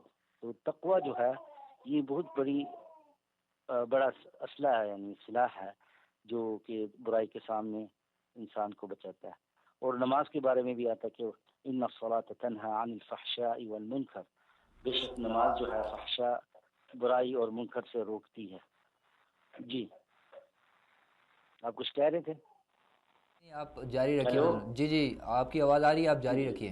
اچھا جی اچھا ٹھیک۔ تو نیکی وہی ہے جو اللہ نے کہا کہ یہ نیکی ہے۔ ہم اپنی طرف سے نیکی نہیں بنا سکتے کہ یہ نیکی ہے اور یہ برائی ہے۔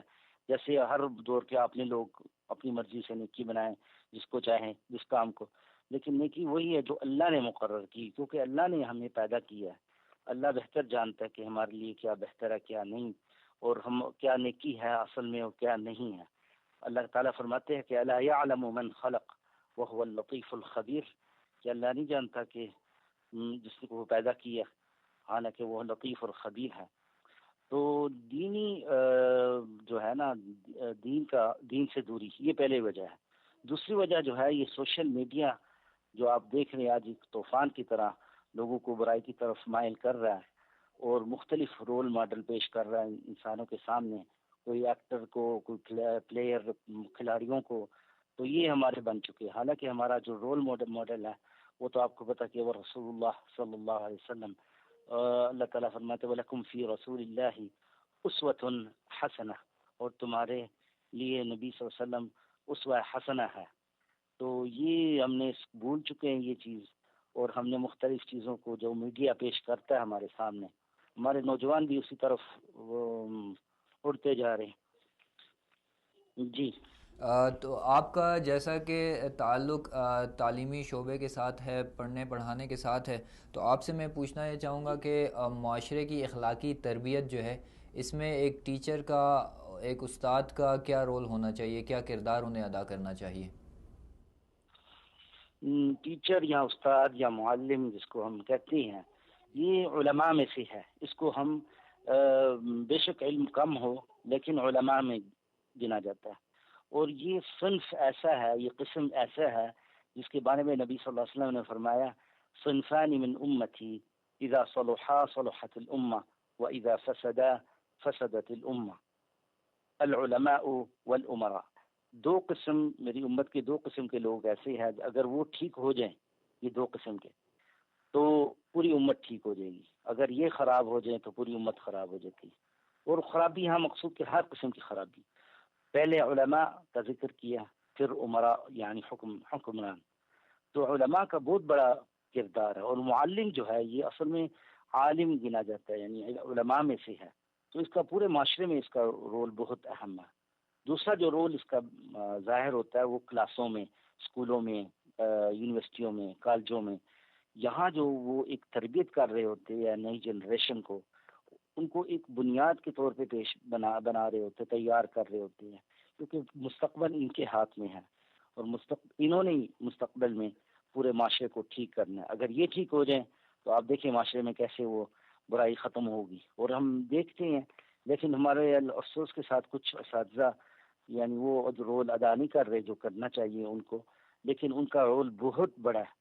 نبی صلی اللہ علیہ وسلم کو معلم بنا کر بھیجا گیا، فرمایا علیہ الصلوۃ والسلام نے انما بعثت معلما، اور اللہ تعالیٰ فرماتے ہیں قرآن میں سورہ جمعہ میں کہ هو الذی بعث فی الامیین رسولا منهم یتلو علیہم آیاتہ ویزکیہم ویعلمہم الکتاب والحکمہ وَإِن كَانُوا مِن قَبْلُ لَفِي ضَلَالٍ مُبِينٍ۔ جی تو یعنی تزکیہ نفس اور تعلیم، یہی تو نبی صلی اللہ علیہ وسلم کا بنیادی کام تھا جو معلم کے طور پہ بھیجے گئے تھے۔ جی تو آپ کی نظر میں آپ کیا سمجھتے ہیں کہ چاہے کسی بھی ادارے کو لے لیں، اسلامک یونیورسٹی کو لے لیں، پنجاب یونیورسٹی کو لے لیں، یا کسی اور انسٹیٹیوٹ کو لے لیں، موجودہ دور کا جو ایک معلم ہے، جو استاد ہے، معاشرے میں جو بد اخلاقی پھیلی ہوئی ہے، اخلاق کی پستی ہے، آپ کہیں نہ کہیں ان کو بھی قصوروار سمجھتے ہیں؟ بالکل، کیوں نہیں، یعنی ہم سب ذمہ دار ہیں۔ کسی انسٹیٹیوٹ میں، کسی ادارے میں، کسی یونیورسٹی میں جو بھی اساتذہ ہے وہ اس کا حصہ ہے، معاشرے کا حصہ ہے، جو اس کو یہ ذمہ داری ان پر آتی ہے۔ لیکن کچھ لوگ کر بھی رہے کام، اور کچھ لوگ وہ نہیں ادا کر رہے کام جو کرنا چاہیے۔ اس لیے نبی صلی اللہ علیہ وسلم نے کہ سددوا وقاربوا، کوشش کرتے رہو کہ صحیح کرنے کی۔ تو ہم یعنی آپ کے چینل کے ذریعے یا اس قسم کے پروگراموں کے ذریعے اگر ٹیچروں کو بھی اندر احساس ہو جائے کہ ان کی ذمہ داری بہت بڑی ہے، ان پر ڈیپینڈ کرتا ہے کہ نیا جنریشن کیسے ہوگا، تو پھر یقیناً انشاءاللہ وہ بھی اپنا رول بہتر طریقے سے ادا کریں گے۔ جی ڈاکٹر صاحب، آپ کا بہت بہت شکریہ، آپ نے اپنا قیمتی وقت ہمیں دیا، جزاکم اللہ خیر۔ جی ناظرین، یہاں پہ بات چل رہی ہے اخلاقیات پہ، معاشرے کی اخلاقی پستی پہ۔ اس بات چیت کو ہم انشاءاللہ جاری رکھیں گے، لیکن ایک وقفے کے بعد۔ انشاءاللہ آپ سے ملاقات ہوتی ہے ایک بریک کے بعد۔ لا لا يا لا لا لي يا لا لا يا لا لا لي يا لا لا يا لا لا لي يا لا لا يا لا لي يا لا يا لا لا لي يا لا لا يا لا لا. جی ناظرین السلام علیکم ورحمۃ اللہ وبرکاتہ. بریک کے بعد آپ کو دوبارہ سے خوش آمدید کہتا ہوں. معاشرے کی اخلاقی حالت اور اصلاح پہ ہمارے پروگرام میں بات چیت چل رہی ہے. پروگرام سے پہلے ڈاکٹر محمد علی غوری صاحب ہمارے ساتھ ٹیلی فون لائن پہ تھے، جنہوں نے معاشرے کی اخلاقی تربیت اس اساتذہ کرام کس طرح سے کروا سکتے ہیں، ان کا رول کیا ہو سکتا ہے، کر رہے ہیں نہیں کر رہے، اس کے سلسلے میں انہوں نے بات کی. اور ناظرین اخلاقیات جو ہے ایک بہت بڑا موضوع ہے، اس کو ایک پروگرام میں سمیٹنا جو ہے وہ اتنا آسان نہیں ہے. اس لیے وصال اردو جو ہے اخلاقیات کے نام سے اس موضوع کے اوپر ایک مکمل سیریز جو ہے وہ آپ لوگوں کے سامنے انشاءاللہ جلد لے کر آ رہا ہے. اور ہمارے جو آج اسٹوڈیو میں مہمان ہیں حافظ جنید اقبال صاحب، یہی انشاءاللہ یہ پروگرام آپ کے سامنے لے کر آئیں گے بہت جلد. تو اسی پروگرام کے سلسلے میں حافظ صاحب سے تھوڑی سی بات بھی کر لیتے ہیں. آپ ہمارے ناظرین کو مختصر سا اس پروگرام کا تعارف جو ہے وہ کروا دیں کہ اس پروگرام میں ہمارے ناظرین کو کیا کیا دیکھنے سننے کو اور سمجھنے کو ملے گا. اخلاقیات جیسے آپ نے ذکر کیا کہ بہت بڑا موضوع ہے، اس پروگرام میں اس کو سمیٹنا مشکل ہے، تو یہ باقی بات ٹھیک ہے. اخلاقیات میں ہر ایک موضوع ایک بہت طویل وقت لیتا ہے. مثال کے طور پر آپ صرف نرمی کو لے لیں تو اسلام نے اس پر ہی اتنی قرآن میں آیات اور احادیث موجود ہیں کہ آپ اس کو اپنے اس 1.5 گھنٹے میں اگر آپ بیان کریں صرف نرمی کو، پورا نہیں ہو سکتا.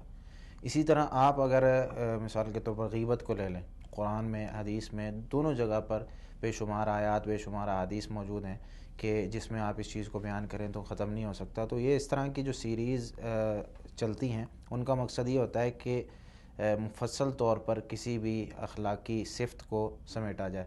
تو وہ اخلاقیات میں مختلف چیزیں ہیں، غیبت، چغلی، بے انصافی، بے رحمی، اسی طرح خیانت ہے اور ساری چیزیں اس کے اندر جو بھی ہمارے روزمرہ کا ایک طریقہ سلیقہ ہے رہنے کا، کھانا پینا حرام، اتباع ہے، اس میں عبادات ہیں ساری. تو اخلاقیات وہ ایک پورا ایک تقریباً 300 کے قریب اس کی جو ہے قسطیں بنیں گی. تو وہ پروگرام جو ہے وہ 15 منٹ کا اس کا دورانیہ ہوتا ہے، یعنی ایک پروگرام کا. تو مفید ہے وہ کافی. تو انشاءاللہ جلد مثال پہ انشاءاللہ. جزاکم اللہ خیر.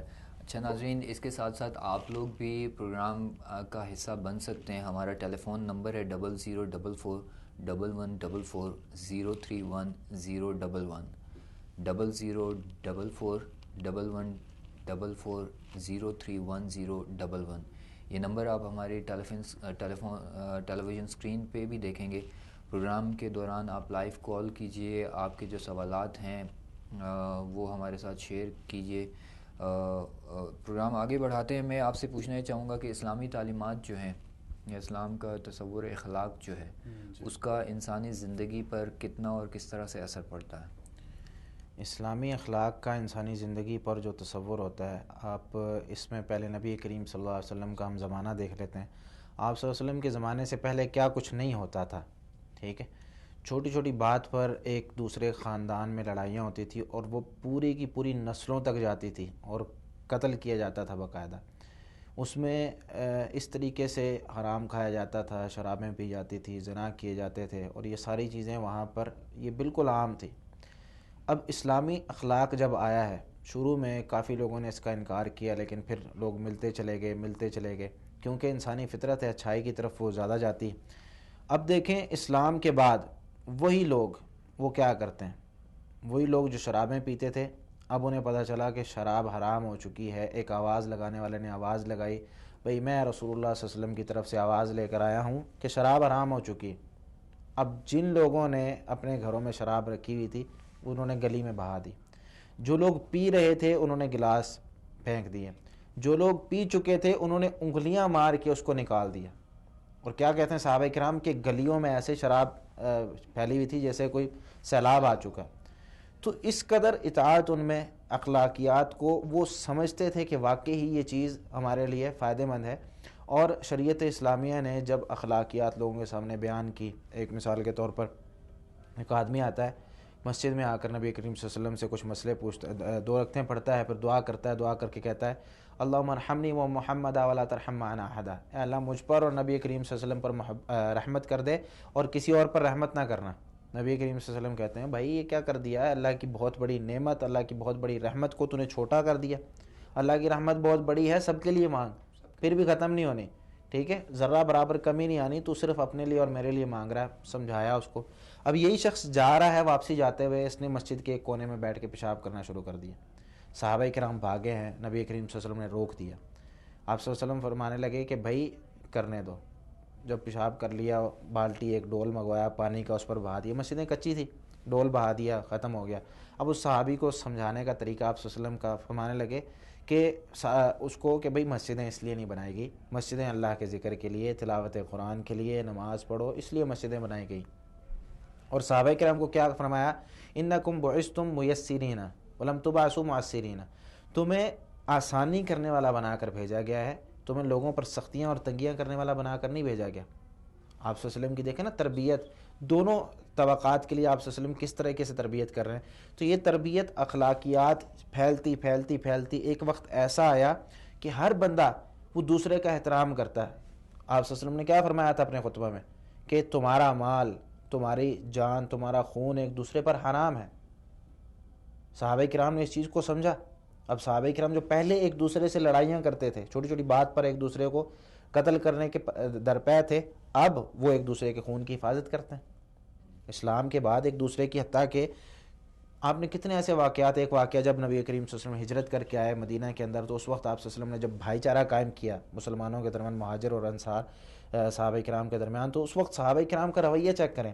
ایک صحابی کہتے ہیں بھائی یہ میری 2 بیوی ہیں، اگر تم کہتے ہو ان دونوں میں سے تمہیں جو پسند ہے مجھے بتا دو، اس کو میں طلاق دیتا ہوں، اس کی عدت پوری ہو جائے گی، تم اس سے شادی کر لینا، ٹھیک ہے، مال بالکل آدھا آدھا کرنا ہے، میرے پاس مال ہے، اتنے باغات ہیں، جو تمہیں پسند ہے وہ لے لو اور باقی میرے لیے چھوڑ دو۔ یعنی اتنی ترجیح، پہلے دشمنی اور اب دوستی دیکھیں کس قدر بڑھ چکی ہے۔ یہ اسلام، یہ کس قدر، خیانت ختم، چغلی ختم، غیبت ختم، ایک دوسرے پر جان نثار کی جا رہی۔ لیکن وہ صحابہ کرام بھی آگے سے، پھر وہ صحابہ کرام تھے، وہ کہتے ہیں مجھے ضرورت نہیں کسی چیز کی، مجھے بازار کا رستہ بتا دو۔ بازار جاتے ہیں، خود محنت کرتے ہیں، خود کماتے ہیں اور لا کر پھر ان کا ایک نام ہے معاشرے کے اندر۔ تو یہ تھا ایک اسلامی رویہ، یہ تھی ایک اسلامی سوچ، جس اسلامی سوچ نے ان مسلمانوں کو عزت بھی دی، ان مسلمانوں کو دنیا میں مقام بھی دیا۔ ہماری طرح نہیں تھا کہ نبی کریم صلی اللہ علیہ وسلم کی بات سن لی، ٹھیک ہے بھائی یہ بھی بات ہے، لیکن آج کا معاشرہ اس بات کے ساتھ نہیں ٹکراتا، یا آج کا معاشرہ اس بات کے ساتھ مل نہیں سکتا۔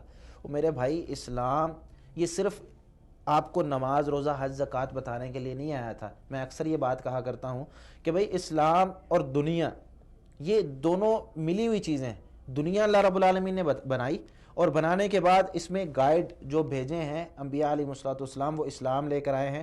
ہر چیز کے بارے میں، ہماری معاشرت دوسروں کفار کے ساتھ کیسی ہونی چاہیے، ہماری معاشرت ہمارے ساتھ کیسی ہونی چاہیے، ہماری معاشرت اپنے خاندان والوں کے ساتھ کیسے ہونی چاہیے، ہم کمائیں کیسے، کھائیں کیسے، کیا کھائیں، کس وقت کھائیں، کیسے کھائیں، کس طریقے سے ہم کام کر سکتے ہیں، ہمارا اٹھنا بیٹھنا سونا جاگنا، ہر چیز اسلام میں۔ ہماری ہر چیز جب اسلام میں موجود ہے، ہم اپنے حل اسلام سے کیوں نہیں پوچھتے؟ ہم اپنے حل پوچھنے کے لیے کیوں جاتے ہیں ان لوگوں کی طرف کہ جن لوگوں کو، جو لوگ خود قرآن پڑھ کے، آج آپ کفار کے بارے میں، یہود و نصارہ کے بارے میں دیکھیں کہ قرآن کریم پڑھتے ہیں، ان کی بڑی بڑی مثالیں موجود ہیں، وہ قرآن کریم پڑھ کے اپنے ملکوں میں یہ چیز لاگو کرتے ہیں، اور وہ قرآن کریم پڑھ کے کہ مسلمانوں کے قرآن کریم میں یہ آیتیں ہیں جو مسلمانوں کو صحیح رستے پر لا سکتے ہیں، اس کو ختم کرو، ان کے اسکولوں کے نصاب سے اس کو ختم کرو، جہاد کی آیتیں ہیں ان کو نکال دو، ان کے جو اخلاقیات کی آیتیں ہیں ان کو نکال دو، ایسی آیات لے کر آؤ جن سے ان کو پتہ ہی نہ چلے کہ بھئی ہمارا قرآن میں ہماری کتاب کیا کہتی۔ نہیں، جیسے کہ آپ نے ابھی کہا ہے کہ وہ یہ چاہتے ہیں کہ وہ انہوں نے قرآن پڑھا ہے، اس میں سے ایسی آیات جو مسلمانوں کے فائدے، ہر آیت فائدے کے لیے ہے، دنیا آخرت بنانے کے لیے، لیکن جس طرح سے ابھی آپ نے بات کی تو مسلمان موجودہ دور کے کیا اتنے بے وقوف ہو گئے ہیں، یا عقل ان کی نہیں رہی جو ان کے کہنے میں آ کے یہ ساری چیزیں جو ہیں وہ کر رہے ہیں یا کرنے پہ مجبور ہو جاتے ہیں؟ دیکھیں، مسلمان بے وقوف نہیں ہیں، مسلمان اللہ کی بہت بڑی نعمت ہے، لیکن یہ مسلمان اپنے آپ کو اللہ کی پہچانتا نہیں ہے، ٹھیک ہے۔ وہ دیکھیں نا، یہاں پر پھر وہی آگ والی مثال کہ پہلے دو جو شخص تھے انہوں نے اپنا نظریہ کس لیے بنایا؟ اپنا نظریہ بناتے ہوئے انہوں نے اس چیز کو سامنے رکھا کہ ہمارا یہ جو قیاس ہے، جو ہم قیاس آرائیاں کر رہے ہیں کسی چیز کے بارے میں، ہم جو سوچ قائم کر رہے ہیں یہ درست ہے. اور ایک شخص نے وہ اس گائیڈ کو تسلیم کیا، نبی کریم صلی اللہ علیہ وسلم کو تسلیم کیا، اسلام کو تسلیم کر کے وہ اس رستے پر چل پڑا. اب یہ جو اس رستے پر چلتا ہے یہ ان لوگوں سے کس قدر بہتر ہے آپ خود دیکھ لیں. انسانی جو سوچ ہے، انسانی سوچ، اس کو میں نے آپ کو درمیان میں یہ بات کہی ہے کہ شیطان بالکل یکدم آ کے نہیں بدلتا، اس کو آہستہ آہستہ بدلتا ہے. اب یہ جو ہمارے معاشرے کے اندر سود کھایا جا رہا ہے، ہمارے معاشرے کے اندر لوگوں کی غیبت کی جا رہی ہے، لوگوں کی چغلی کی جا رہی ہے، ہمارے معاشرے کے اندر لوگوں کو قتل کیا جا رہا ہے، مسلمانوں کو قتل کیا جا رہا ہے، یہ کون ہے قتل کرنے والے؟ مسلمان. ٹھیک ہے، اصل میں یہ جذبات میں آتے ہیں. کیوں؟ قرآن و حدیث سے دلائل دیے جاتے ہیں. ہر بندہ قرآن و حدیث سے دلیل دیتا ہے. آپ فلاں مولوی صاحب کے پاس چلے جائیں، قرآن و حدیث سے دلیل دیں گے. یہ دیکھیں بھی قرآن کی آیت ہے، قرآن کی. اب قرآن کی آیت مثال کے طور پر قرآن کریم میں واضح طور پر لکھا ہوا ہے وَمَن لَّمْ يَحْكُم بِمَا أَنزَلَ اللَّهُ فَأُولَٰئِكَ هُمُ الْكَافِرُونَ. جو اس نازل کردہ چیز کے ساتھ فیصلہ نہیں کرتا، یعنی جو اللہ رب العالمین نے نازل کیا نا قرآن، یا جو شریعت نازل کی ہے، جو اس کے مطابق فیصلہ نہیں کرتا، فَأُولَٰئِكَ هُمُ الْكَافِرُونَ، وہ کافر ہے. یہ ایک آیت ہے. اب اس آیت کو ہمارے معاشرے میں لوگ لیتے ہیں اور کہتے ہیں بھئی یہ حکمران یہ قرآن و حدیث کے مطابق فیصلہ نہیں کر رہے، کافر، ان کو قتل کرو. یہ ہمارے بینک ہیں قرآن و حدیث کے مطابق نہیں ہے، ان کو لوٹو. یہ ہماری مسجدیں ہیں، یہ مولوی صاحب قرآن و حدیث کے مطابق کام نہیں کر رہے، مسجدوں میں بم دھماکے کرو. اب یہ آیت ہے قرآن کی. لیکن اگر اس آیت کو وہ کسی ایسے بندے سے پڑھتے یا اس آیت کا صحیح مفہوم انہیں پتہ ہوتا تو وہ کبھی ایسا نہ کرتے. یہ آیت عبداللہ بن عباس رضی اللہ تعالیٰ عنہ مفسر قرآن ہے، وہ کہتے ہیں یہودیوں کے بارے میں نازل ہوئی تھی. یہودی اس طرح کرتے تھے کہ کیا کرتے تھے، فیصلے جو اللہ رب العالمین کے ہوتے تھے ان کو تبدیل کر دیتے تھے. مثال کے طور پر زنا اگر کسی نے کیا ہے تو وہ دیکھتے تھے اگر امیر بندہ ہے اس کو چھوڑ دیتے تھے، شریف ہے عزت والا ہے اس کو چھوڑ دیتے تھے، جو غریب ہے اس کو حد لگاؤ. ہمارے معاشرے میں یہ ہوتا. تو ان کو سمجھانے کے لیے یہ چیزیں، یہ آیات نازل ہوئیں کہ بھئی اس طریقے سے نہیں کرنا. لیکن اس کو اپنے مسلمانوں پر لگا دیا، اپنے مسلمانوں پر لگا کر ایک مسلمان کو ہم نے کافر قرار دیا، اپنے وہم و گمان. آج ہمارے علماء سے رابطہ ہی نہیں ہے عوام کا کہ ہم علماء سے پوچھیں کہ بھئی یہ بندہ کافر ہے کہ نہیں ہے، اس کو قتل کرنا چاہیے کہ نہیں کرنا چاہیے، کیا اسلام. او بھائی بندہ جذبات میں آ کر بہت کچھ کر جاتا ہے، لیکن یہ جذبات ہمارے صرف اس وقت ہوتے ہیں جب مخالفت دوسرا کر رہا ہو. ہم جو مرضی کریں، آج میں داڑھی کاٹوں کوئی مسئلہ نہیں، کبیرہ گناہ ہے، سب کو پتہ ہے، نبی کریم صلی اللہ علیہ وسلم نے حکم دیا اور 5 حدیثیں علیحدہ علیحدہ الفاظ کے ساتھ علیحدہ علیحدہ حکم ہے کہ نبی کریم صلی اللہ علیہ وسلم نے داڑھی کو بڑھانے کا اور مونچھوں کو کاٹنے کا حکم دیا. پھر ایک حدیث ہے جس میں آپ صلی اللہ علیہ وسلم نے فرمایا کہ 10 چیزیں فطرت سے ہیں، اس میں سے 2 چیزیں، ایک داڑھی کو بڑھانا اور مونچھوں کو کاٹنا. یہ فطرت انسانی ہے. لیکن ہم ان چیزوں کو ہم کہتے ہیں بھائی میں یہ کام کرتا ہوں، ٹھیک ہے بھائی مولوی صاحب میں داڑھی نہیں رکھتا لیکن میں جھوٹ تو نہیں بولتا، ٹھیک ہے، تو وہ جھوٹ سے لوگوں کو منع کر رہا ہے لیکن خود ایک گناہ کر رہا ہے. بھائی آپ ایک گناہ کر رہے ہیں، آپ اس کو گناہ ہی نہیں سمجھ رہے، لیکن دوسرے شخص کو آپ وہی اگر گناہ، آپ مثال کے طور پر اب داڑھی رکھ لیتے ہیں، اب پہلے آپ کے ہاں وہ گناہ نہیں تھا لیکن آپ دوسرے کے ہاں اس کو اتنا بڑا گناہ سمجھتے ہیں کہ آپ اس کو کفر تک پہنچا دیتے ہیں. تو یہ ہمارا معاشرہ یہ اس طریقے سے ہمیں اس طرف لے کر جا رہا ہے کہ دوسرے لوگ جب ہم پر یہ چیز لاگو کرتے ہیں کہ بھئی یہ آیات قرآن و حدیث میں یہ نہیں ہونی چاہیے، تو ہمارے کتنے فیصد مسلمان ہیں جنہوں نے قرآن کریم پڑھا ہوا ہے ترجمے کے ساتھ؟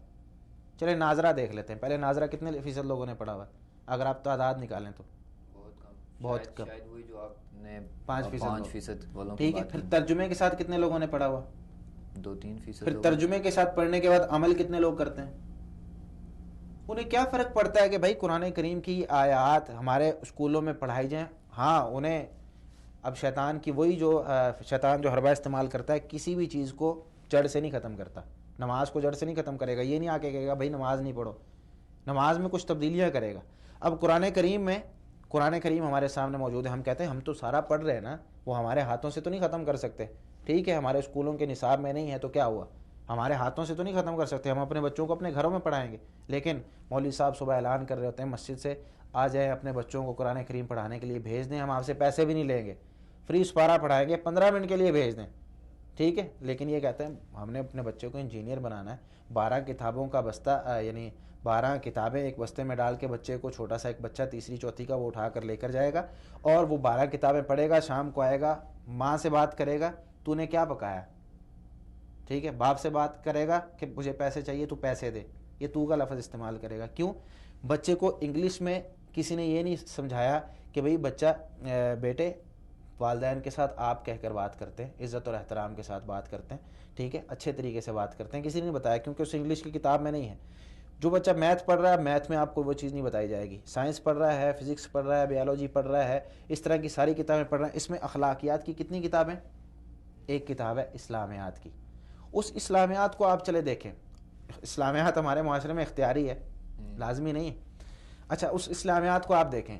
اب اسلامیات میں اگر آپ کھول کر دیکھ لیں, ایک ہم جیسا جب ہم, کیونکہ ہم اس تحقیقی ایک فیلڈ میں آ چکے ہیں, ہم دیکھتے ہیں, ہم کتاب کھول لیں اسلامیات کی, سر چکرا جاتا ہے. ایسی واقعات, ایسی احادیث اور ایسے قصے اس میں لکھے ہوئے ہیں جن کا دور دور تک اسلام سے کوئی تعلق ہی نہیں ہے, لیکن ہم وہ اپنے بچوں کو پڑھا رہے ہیں. اب مثال کے طور پر ایک بات کرنے لگا ہوں, بہت بڑی بات ہے, کہ جو 6 کلموں کا کانسیپٹ ہے ہمارے معاشرے میں, کہا جاتا ہے کہ 6 کلمے بچوں کو یاد کروائیں, ٹھیک ہے. اب یہ 6 کلمے, اس کا نبی کریم صلی اللہ علیہ وسلم سے کوئی ثبوت نہیں ہے, صحابہ کرام سے کوئی ثبوت نہیں ہے, لیکن ہمارے ہر اسکول کی کتاب میں ابتدائی طور پر یہ لکھا ہوتا ہے. اسلامیات میں شروع میں یہ چیز بچے کو پڑھائی جاتی. میں نے ایک دن ایک شخص کو یہ بتا دیا, وہ کہنے لگا آپ کلموں کا انکار کر رہے ہیں. میں نے کہا بھائی کلمے کا انکار نہیں کر رہے, اس تقسیم کا انکار کر رہے ہیں. کلمہ ثابت ہے لا الہ الا اللہ محمد رسول اللہ, جو نہیں پڑھتا مسلمان نہیں ہے. دوسرا کلمہ ثابت ہے اشہد ان لا الہ الا اللہ وحدہ لا شریک لہ واشہد ان محمدًا عبدہ ورسولہ. تیسرا کلمہ ایک دعا کے طور پر. لیکن یہ جو تقسیم ہے, آپ صلی اللہ علیہ وسلم نے نہیں کہا یہ پہلا کلمہ ہے, یہ دوسرا ہے, یہ تیسرا ہے, یہ چوتھا ہے, یہ پانچواں ہے, یہ چھٹا ہے. وہ دعائیں ساری کی ساری ٹھیک ہیں, ان کے الفاظ ٹھیک ہیں, ان میں کوئی شرکیہ بات نہیں ہے. مانگیں وہ دعائیں مانگیں, کلمہ پڑھیں, کلمہ ایک ہے. لیکن آپ اس کو تقسیم کر دیں کہ بھئی یہ 6 کلمے ہیں اور اس کی یہ جو تقسیم ہے یہ نبی کریم صلی اللہ علیہ وسلم سے ہے, اور اس کو بچوں کو لازمی یاد کروائیں. یہ کہاں کا انصاف ہے؟ بچے کو پہلا کلمہ پڑھائیں, اس کا کم از کم ترجمہ تو بتا دیں. صحیح. یہاں پہ میں آپ سے ایک سوال یہ پوچھنا چاہوں گا کہ معاشرے کی اخلاقی پستی کے اوپر بادشاہت آج کا ہمارا جو عنوان ہے وہ وہی ہے. تو معاشرے میں یہ جو تفرقہ بازی ہے یا ایک دوسرے سے آگے نکلنے کی جنگ ہے, یا دین کے معاملے میں کچھ اس طرح کی بات چیت ہوتی ہے, تو آپ کیا سمجھتے ہیں یہ ساری چیزیں بھی بد اخلاقی میں آتی ہیں, اخلاقیات کے خلاف ہیں کہ ایک مطلب یہ آپس میں اختلاف ہونا ہو سکتا ہے, 2 بندوں کا مختلف طبیعت کے مالک ہوتے ہیں اور ساری چیزیں ہوتے ہیں, لیکن اگر اس چیز کو نبی اکرم صلی اللہ علیہ وسلم کے اخلاق کے ساتھ نہ کیا جائے, صبر و برداشت کے ساتھ نہ کیا جائے, تو آپ کیا سمجھتے ہیں یہ والی چیز بھی جو ہے یہ بھی بد اخلاقی میں آتی ہے؟ دیکھیں, جب ایک طرف علم ہو اور دوسری طرف علم نہ ہو, یا دونوں طرف ہی علم نہ ہو, جھگڑا تب ہوتا ہے. جب دونوں طرف علم ہوگا نا, اور دونوں طرف سمجھدار لوگ ہوں گے, یعنی اس چیز کا پتہ ہوگا. مثال کے طور پر مجھے بھی پتہ ہے اور آپ کو بھی پتہ ہے یہ آگ ہمارے لیے نقصان دہ, نہ آپ اس کے قریب جائیں گے نہ میں اس کے قریب جاؤں گا, اتفاق ہے. جب اس طرح کی کوئی بات ہوتی ہے کہ اس چیز کا نقصان دونوں کو بالکل اہم طریقے سے پتہ ہے, تو پھر ہم دونوں اس کے قریب نہیں جائیں گے. لیکن اگر کسی چیز کے بارے میں مجھے پتہ اور آپ کو نہیں پتہ, آپ اس کے قریب جائیں گے, میں آپ کو روکنے کی کوشش کروں گا, آپ اس کا انکار کریں گے, آپ کہیں گے بھئی میں نے کر کے رہنا ہے. کیونکہ انسان اصل میں ہمارے معاشرے میں ایک چیز یہ بھی ہے کہ میں دوسرے عقیدے والے جو لوگ, 3 قسم کے جو لوگ تھے ان میں سے دوسرے عقیدے والے پر, کہ میں اپنے کام خود کرنے کا, مجھ میں اللہ رب العالمین نے مجھے سمجھ دی ہے, میں خود کر سکتا ہوں. پھر جب یہ سوچ ہمارے اندر آ جاتی ہے نا, تو ہم نبی کریم صلی اللہ علیہ وسلم کو, صحابہ کرام کو, علماء کو بھول جاتے ہیں. اچھائی اور برائی میں فرق, پھر اچھائی وہ ہوتی ہے جو ہم کرتے ہیں.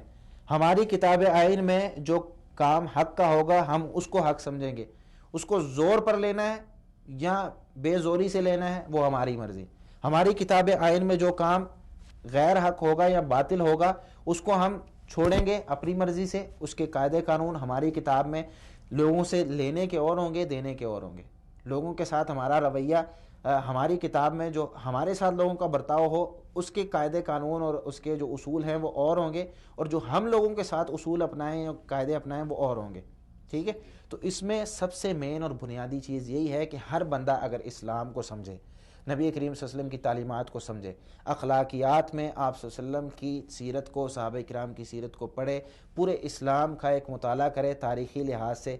ہم یہ نہیں کہتے کہ حفظ کرے, 8 سال مدرسوں میں پڑھے اور جا کے پھر جو ہے وہ کہے کہ بھئی میں اب مجھے پتہ ہے. یہ کوئی ضروری نہیں ہے. ہمیں صرف اتنا پتہ ہونا چاہیے کہ بھائی ایک مسلمان کے ساتھ میرا رویہ کیا ہونا چاہیے، میرے رب کے ساتھ میرا رویہ کیا ہونا چاہیے، میرے پیارے نبی صلی اللہ علیہ وسلم کے ساتھ میرا رویہ کیا ہونا چاہیے. یہ 2-4 چیزیں، ان کے بارے میں آپ جان لیں. صبح سے شام تک آپ اپنی فیلڈ کے بارے میں، مثال کے طور پر آپ درزی ہیں، آپ اپنی فیلڈ کے بارے میں علماء سے پوچھیں بھئی ایک درزی کو کس طریقے سے اپنے معاشرے کے ساتھ برتاؤ کرنا چاہیے. اس کو علماء بتائیں گے تجارت کے اصول کیا ہیں، تجارت میں اخلاقیات کیسے ہوتی ہے، کوئی سودا واپس کرنے آیا اس کے ساتھ کیسے بات کرنی ہے، کوئی پیسے کم دے رہا ہے اس کے ساتھ کیسے بات کرنی ہے. ٹھیک ہے، وہ جا کر علماء سے سیکھے. پھر اگر کوئی غلطی ہو جاتی ہے پھر عوام الناس کو بھی وہ بتایا جائے کہ بھئی اگر آپ درزی کے پاس جاتے ہیں اس سے غلطی ہو جاتی ہے، وہ بھی ایک انسان ہے، آپ اس کو کس طریقے سے بھئی اس غلطی کو درست کرنا ہے نہیں کرنا.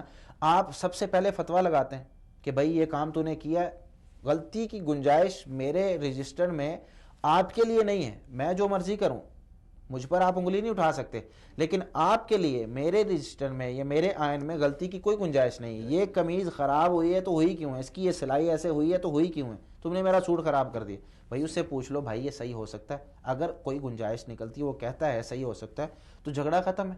لیکن اگر ہم اس چیز دوسرے آپشن پر جائیں گے ہی نہیں، پہلے آپشن پہ بات ختم کرنے کی کوشش کریں گے، جس طرح ہلکا سا ایکسیڈنٹ ہوا ہم یہ نہیں پوچھتے کہ بھائی مسلمان تیری طبیعت کیسی، ٹھیک ہے تجھے چوٹ تو نہیں لگی، سب سے پہلے گالی دیتے ہیں، اور گالی دینے کے بعد اگر وہ ہم سے چھوٹا ہے، یعنی میں موٹر سائیکل پہ ہوں وہ سائیکل پہ ہے تو میں اس کو ماروں گا، اگر میں گاڑی پہ ہوں وہ موٹر سائیکل پہ ہے تو میں اس کو ماروں گا.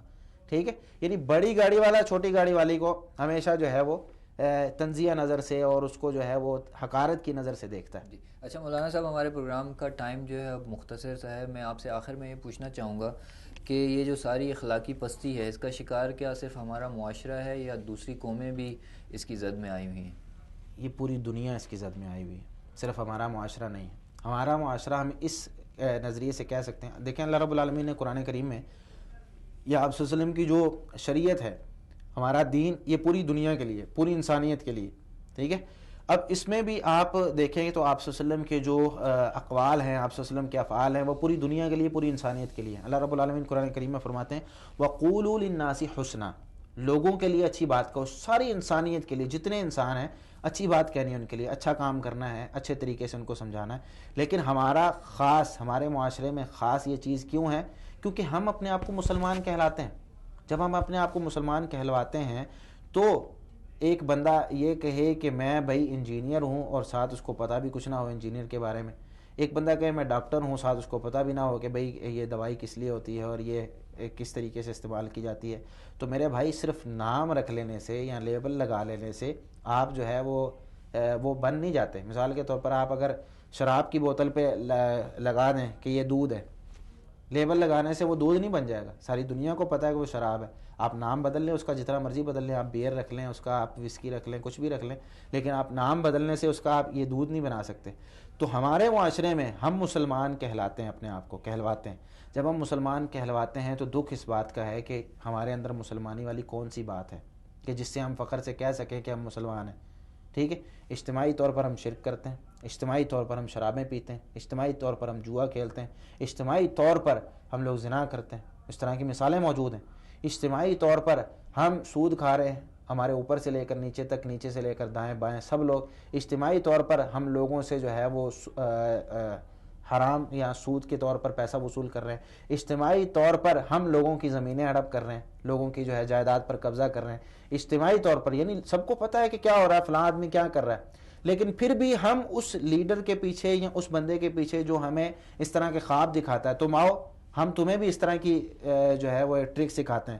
ٹھیک ہے، کس طرح لوگوں کی زمینیں ہڑپ کرنی ہے، کس طرح سود کھانا ہے، کس طریقے سے جو ہے وہ شرابیں پینی ہے، کس طریقے سے آپ عیاشی والی زندگی تو آپ کی نظر میں ان ساری چیزوں سے بچنے کا کیا طریقہ ہے کہ انسان اپنے ان سارے جو اخلاقیات کے جو پہلو ہیں ان سب کو اپنی زندگی جو ہے اس کے مطابق اپنی زندگی میں ساری چیزیں لے کر آئے اور ان ساری چیزوں سے بد اخلاقی کی جتنی بھی صورتیں ان سب سے اپنی جان چھڑائے، انفرادی طور پہ، اجتماعی طور پہ، حکومتی سطح پہ؟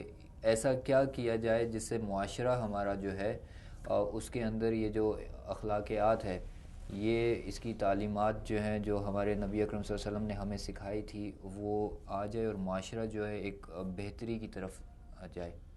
لوگوں میں اب بھی خیر ہے، لوگ لیکن خیر کے مطابق آپ نے تو 5% جس طرح سے کہا 5% یہ لوگوں جو میں خیر ہے 95% لوگ ہیں نا جی ان میں بھی جو فطرت اسلامی اللہ رب العالمین نے جس فطرت پر انسان کو پیدا کیا ہے وہ اچھائی کی طرف ان کا زیادہ جو ہے وہ رجحان ہے، برائی کی طرف کیونکہ برائی والے اپنا کام زیادہ کر رہے ہیں اس لیے یہ برائی کی طرف جا رہے ہیں۔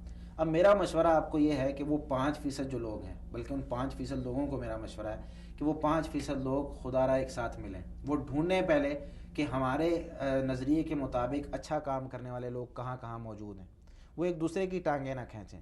جہاں پر کوئی کام کر رہا ہے اس کو داد دینے کے ساتھ ساتھ آپ اس کے ساتھ کھڑے رہیے اور کام کیجیے۔ آپ 2 منٹ دے سکتے ہیں، 2 منٹ اس کے ساتھ کھڑے رہیے، اس کو حوصلہ ملتا ہے اس کام کرنے والے کو۔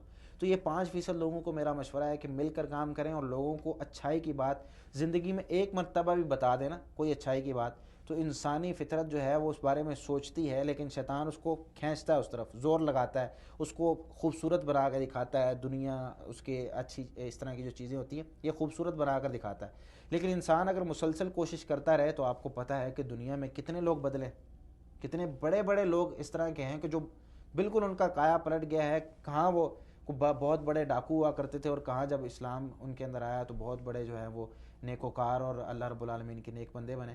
تو یہ 5% لوگ مل کر کام کریں، ٹھیک ہے۔ اگر یہ 5% لوگ نہیں ہوتے، 4% ہو جائیں، 3% ہو جائیں، 1% لوگ بھی مل کر اگر کام کریں گے، ٹھیک ہے، تو وہ ایک بندہ اور 1% لوگوں کا کام کرنے میں بہت بڑا فرق ہے۔ تو ایک بندے کے مقابلے میں یہ 1% جو ہے یہ زیادہ اچھائی پھیلے گی۔ اور جہاں پہ آپ دیکھیں کئی لوگ اس طرح کے ہوتے ہیں، میں نے ایک جگہ پہ جو ہے نا کھانا کھا رہا تھا، میرا ایک دوست ساتھ بیٹھا ہوا تھا، تیسرا جو آدمی تھا اس کو میں جانتا نہیں تھا، اس کو میں نے کہا کہ بھائی اس کو کہیں کہ سیدھے ہاتھ سے کھانا کھا لیں، جو کھانا جو ہے وہ سیدھے ہاتھ سے کھانا سنت ہے۔ وہ کہتا ہے یار چھوڑو کیا تم کہہ رہے ہو۔ اب اس کو سمجھاتے سمجھاتے اتنا وقت گزر گیا کہ وہ الٹے ہاتھ سے کھانا کھا کے چلا گیا، ٹھیک ہے۔ تو سمجھانا اس کو، آپ باتوں باتوں میں کہہ دیں کہ بھائی ایک بات کہوں ناراض تو نہیں ہوں گے، کہیں جی کہے تو آپ اس کو کہیں بھائی سیدھے ہاتھ سے کھانا سنت ہے، کبھی بھی آپ سے لڑائی نہیں کرے گا، جھگڑا نہیں کرے گا۔ بالکل صحیح مولانا صاحب، آپ کا بہت بہت شکریہ، آپ نے ٹائم دیا ہمیں، اور آپ کے ساتھ ساتھ مفتی عبد الرحمن مدنی صاحب آپ کا بہت شکریہ، آپ نے کراچی سے ہمیں جوائن کیا۔ ڈاکٹر محمد علی غوری صاحب آپ کا بہت شکریہ۔ ناظرین، اسلام جو ہے وہ آسان ہے لیکن محنت سے زندگی میں آتا ہے۔ ہم سب کو مل کے محنت کرنی ہے، جیسے کہ حافظ صاحب نے کہا کہ اجتماعی طور پہ محنت کرنی ہے، اپنی اپنی سطح پہ محنت کرنی ہے، تو انشاءاللہ یہ معاشرے کی جتنی بھی بد اخلاقیاں ہیں وہ ختم ہو جائیں گی، اور ہم اپنے آپ کو، اپنی اولاد کو، اپنے آنے والی نسلوں کو ایک بہتر معاشرہ دے سکیں گے، اور اللہ سبحانہ و تعالیٰ کے سامنے سرخرو ہوں گے۔ اللہ سبحانہ و تعالیٰ سے دعا ہے کہ اللہ ہمیں بھی اور انفرادی طور پہ بھی اور اجتماعی طور پہ بھی یہ محنت کرنے کی توفیق عطا فرمائے۔ انشاءاللہ اگلے پروگرام میں پھر آپ سے ملاقات ہوگی، تب تک کے لیے اجازت دیجیے۔ السلام علیکم ورحمۃ اللہ وبرکاتہ۔ يا لا لا